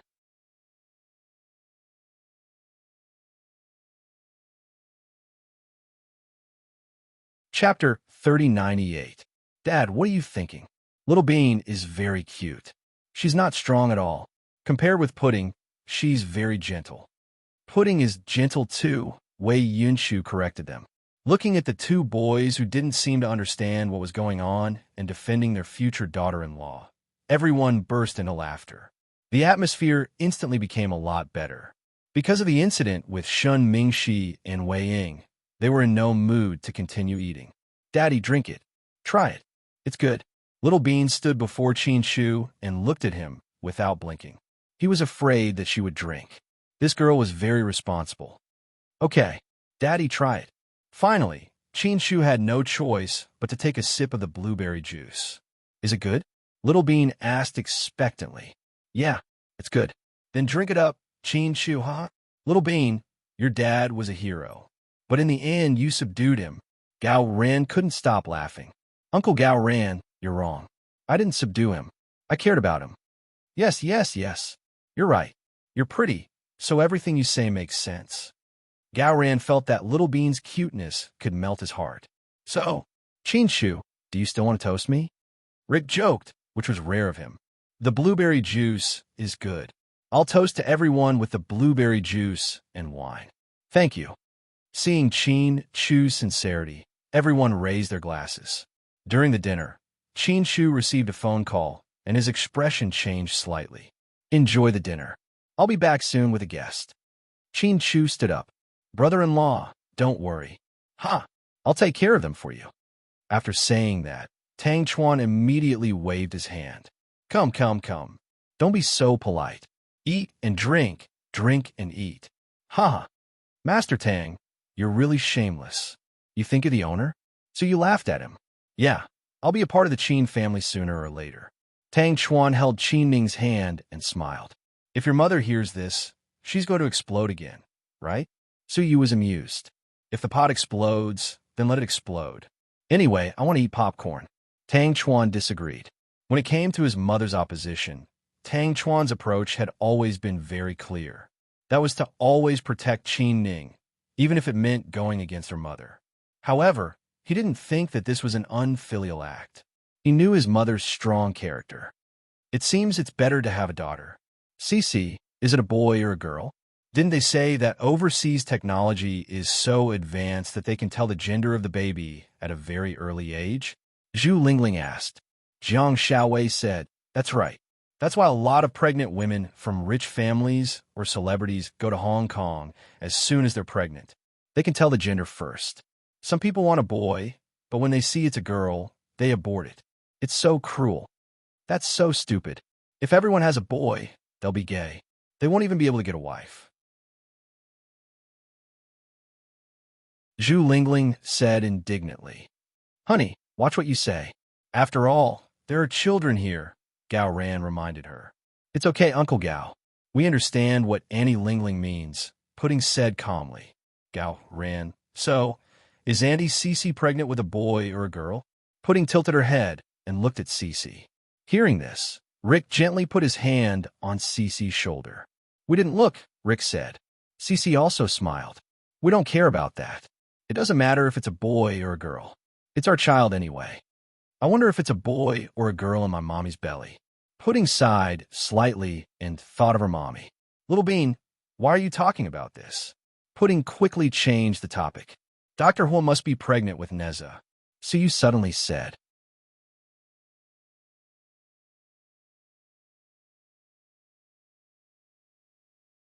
Chapter 3099. Neza. Tang Chuan froze. The others were also confused. They didn't seem to understand Su Yu's joke. Ever since she got pregnant with this child, there have been so many disasters. I think this child must be very powerful, so he took his mother through the tribulation. Su Yu said, ha ha ha, tribulation? Lord Su, have you read too many cultivation novels? Tang Chuan laughed at him. This soup is really good. I'll get more for everyone. Jiang Xiaowei obviously didn't want them to continue the topic of Huamin. Every time Huamin was mentioned, everyone was sad. So, she changed the topic. Everyone knew what she meant, so no one continued the topic. In the study, when Xin Chu walked in, Ah Cheng immediately stood up from the sofa. President Qin, sit Ah Cheng, MHM. It had been a long time since they last met. Ah Cheng looked very haggard. He was wearing dark gray shorts and a white short-sleeved shirt. There were faint scars on his arms and thighs. During the years he worked for Hua Xiqian, he was often injured because of his important missions. When Ah Cheng worked for Hua Xiqian, he was very cold. Now that he had returned to normal life, he was much more humane. President Qin, are you okay? I'm fine. That's good. Ah Cheng nodded. How's the child recovering? Qin Chu asked. Very good. I've been observing him, and there are no signs of rejection. I asked several doctors to check on him, and they all said the surgery was very good. Thank you very much. Ah Cheng, don't be so polite. Do you know why I came to see you today? I know, President Qin. Listen to me first. Qin Chu interrupted Ah Cheng. Okay, go ahead. If Hua Xiqian didn't die, you would be in a dangerous situation. From what I know about him, even if he didn't come back, he would send people to kill you. After all, you betrayed him. I know. Ah Cheng nodded again. That's why I've already arranged for you and your child to leave this place. Leave? Ah Cheng was a little surprised.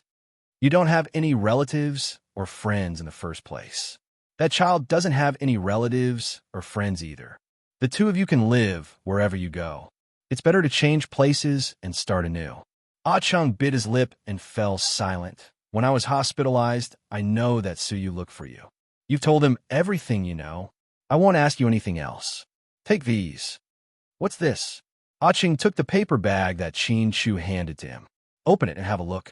Ah Cheng followed Qin Chu's instructions and slowly opened it. He found a title deed and a check for 3 million yuan inside. This is a house I bought for you in Hong City. Your name is written on the title deed. It's not big, only about 100 square meters, but it should be enough for you and your child. I didn't buy you a car because I didn't know what brand you liked. Take this money, you can cash it out at the bank. In that city, 3 million yuan isn't a lot, but it's enough for you and your child to live comfortably. At this point, you can't go back to Huasiqian, and you can't stay with me. So, start a new life, a normal life back in China. President Qin, how can I take this? I don't deserve it. Ah Cheng's face was full of guilt, and his heart was full of bitterness.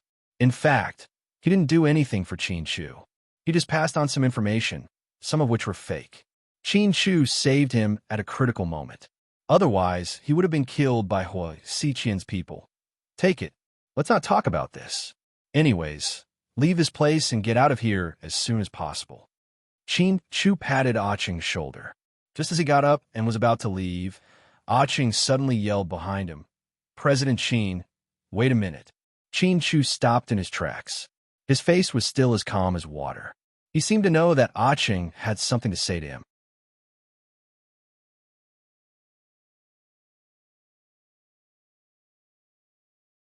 Chapter 3100. President Qin, I have another piece of news. I want to tell you. Ah Cheng's voice trembled. Qin Chu didn't say anything. He just slowly turned his head. Although I don't know where Huasiqian's private island is, I know that there are some photos locked in a drawer in his study. What photos? Qin Chu looked at Ah Cheng calmly. It's a set of photos of islands. But all the islands in the world look the same. There's no way to tell. Qin Chu was a little disappointed. Yes, just like Bali, the Maldives, Phuket, and Saipan. If you took a picture of any island by the sea, they all looked the same. There was no way to tell which island it was, but I also noticed that there's a photo at the end. It's a city with a symbol. I think that since this photo appeared in the photos of those islands, there must be some connection. Where? Qin Chu raised his sword-like eyebrows. The Sydney Opera House. Australia? Qin Chu suppressed the ecstasy in his heart, but his expression was still very calm. Ah Cheng nodded. But Huasiqian doesn't let us go abroad every time. You should have a group of people over there. Ah Cheng added. I understand. Qin Chu nodded. I don't know if this information is useful or not. It seems like the scope is quite big. Ah Cheng lowered his head, a little ashamed. No, you've already told me enough. Thank you, Ah Cheng. No. President Qin, please don't say that. I owe you a lot. Ah Cheng looked very conflicted. Let's not talk about that. It's all in the past. Take the things and leave as soon as possible. Sooner or later, Huasiqian and I will come to an end. I hope you can find Miss Was soon. Oh no, I mean your wife. Ah Cheng had been with Huasiqian for too long and had always called Huamin Miss Huamin. However, in front of Qin Chu, he suddenly felt that it was rude to call Huamin that way. In the end, Qin Chu watched as Ah Cheng left South Hill Manor. Qin Chu knew that he would not return. He would not be involved in this battle again. He had indeed used some special methods on Ah Cheng. You could call it trick or persuasion. Ah Cheng had been with Huasiqian for a few years, so he knew what was going on. He had asked before, and Su had also asked when he was unconscious, but Ah Cheng didn't say a word. What was the reason? It was very simple. After following Huasiqian for so long, Ah Cheng still had feelings for Huasiqian as a master and servant. He didn't want to reveal everything until the very end. After all, Huasiqian was alone, while there were so many people here. Qin Chu alone was scary enough, and now Su Yu was here as well. Once they found Huasiqian, they would chop him into pieces, right? Ah Cheng didn't want his former master to end up in a miserable state, so he kept the clues about the island a secret. However, after Qin Chu used his last trick, Ah Cheng couldn't handle it anymore. In fact, some people were like this.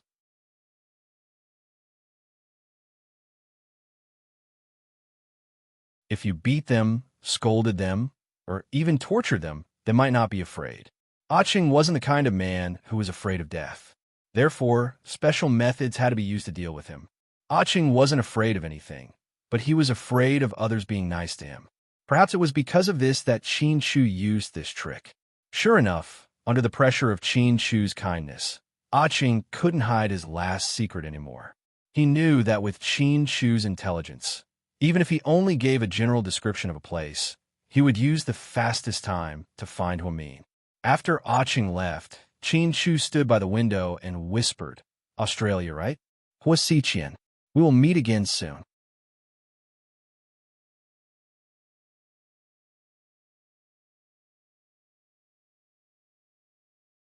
Chapter 3101. Inside Shen Mingxi's private mansion. Because of Wei Liao, Shen Mingxi didn't have time to have dinner at Qinchu's house. When he got back, he went to work and left Tian Tian in the care of Ms. Fong. Since it was the weekend and Tian Tian didn't have to go to school, she was at ease in the Shun family, as if she owned the house. To be honest, Ms. Fong didn't like this kid and thought she had a strange personality.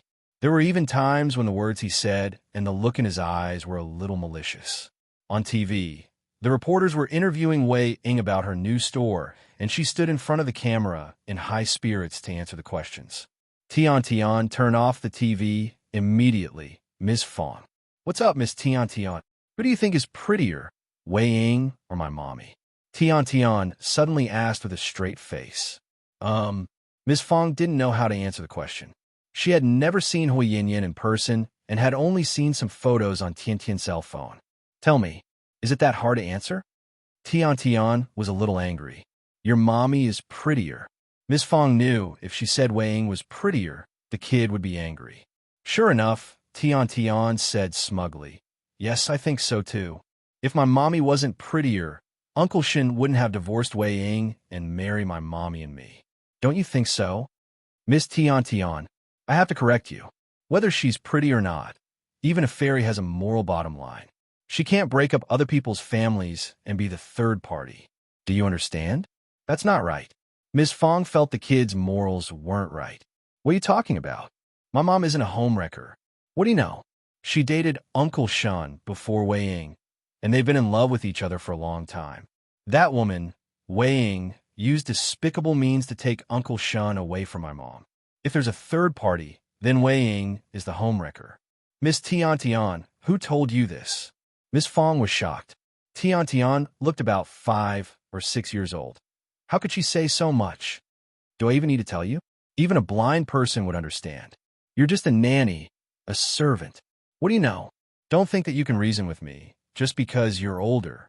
In this house, I'm the master and you're servant. What right do you have to lecture me? After hearing Tiantian's words, Miss Fong was speechless.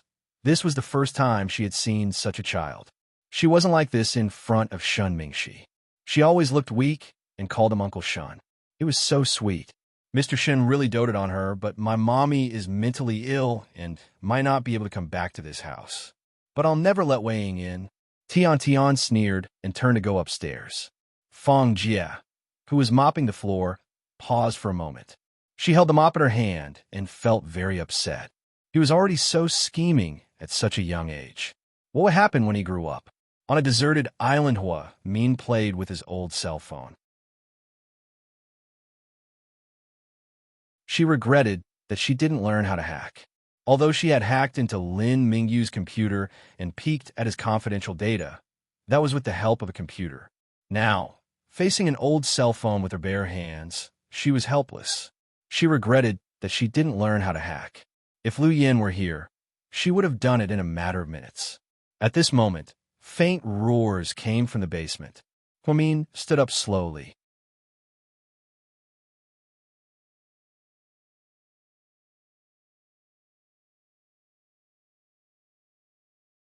Chapter 3102. This time, Huamin didn't panic and fear like before because she knew that Jack's freedom had been restricted. No matter how strong he was, the iron chain could still imprison him. Huamin carefully climbed down the ladder with a flashlight in her hand. When she passed by the storage room, she took some food and pushed open the door to the small room. Bitch, let me out, or I'll kill you. Jack glared at Huamin fiercely. You'll kill me if I let you out, Huamin said calmly. Give me the key. Trust me, or you'll die a horrible death. Jack tried his best to persuade Huamin, but she wasn't moved. So, he lost his patience and slandered her, even cursing her. I do have the key, but do you think I'll give it to you? Bitch, go to hell. Jack's eyes were like a beast's. He wanted to tear Huamin into pieces. At this moment, Huamin suddenly felt lucky that she hadn't been persuaded by this cunning guy. Otherwise, she wouldn't have been able to survive. It seemed that Jack's appearance and the fact that he was locked up in the basement for no reason made the situation clear. Hua Xiqian probably felt that she couldn't suppress her second personality anymore. so she locked herself up in advance. She also left the key in the wooden house. To be exact, she left it for Huamin. Huasiqian knew that Jack had always been a hot-tempered guy. He had no pity for Huamin. It seemed that Huasiqian still thought about Huamin even at the most critical moment. At least he left her a way out. Huamin was grateful to him for this. If you're done scolding, eat something. I really don't want you to starve to death. After all, I'm quite afraid of being alone on the island, Huamin said as he stood far away from Jack. Looking at the ham and some hardtack that Huamin had thrown on the ground, Jack was annoyed. That's all you're giving me? He seemed rather dissatisfied. What else can we do? Do you still want to eat abalone and lobster? I wish I could, but unfortunately, I don't have one. Huamin didn't think much of it. You're really? Can't you make some porridge or something? Jack looked disgusted. What? Porridge? What kind of joke was this? You wanted to kill me, so why would I cook porridge for you? Was there something wrong with my brain? I'm kind, but I'm not a saint. Thank you. For a crazy person like you, it's good enough that you have something to eat. If it weren't for the fact that you're sharing a body with Huasiqian, I wouldn't even bother to feed you. I'm not going to eat this garbage. Then starve to death. By the way, here's the water. You can drink it all and use this empty bottle to pee.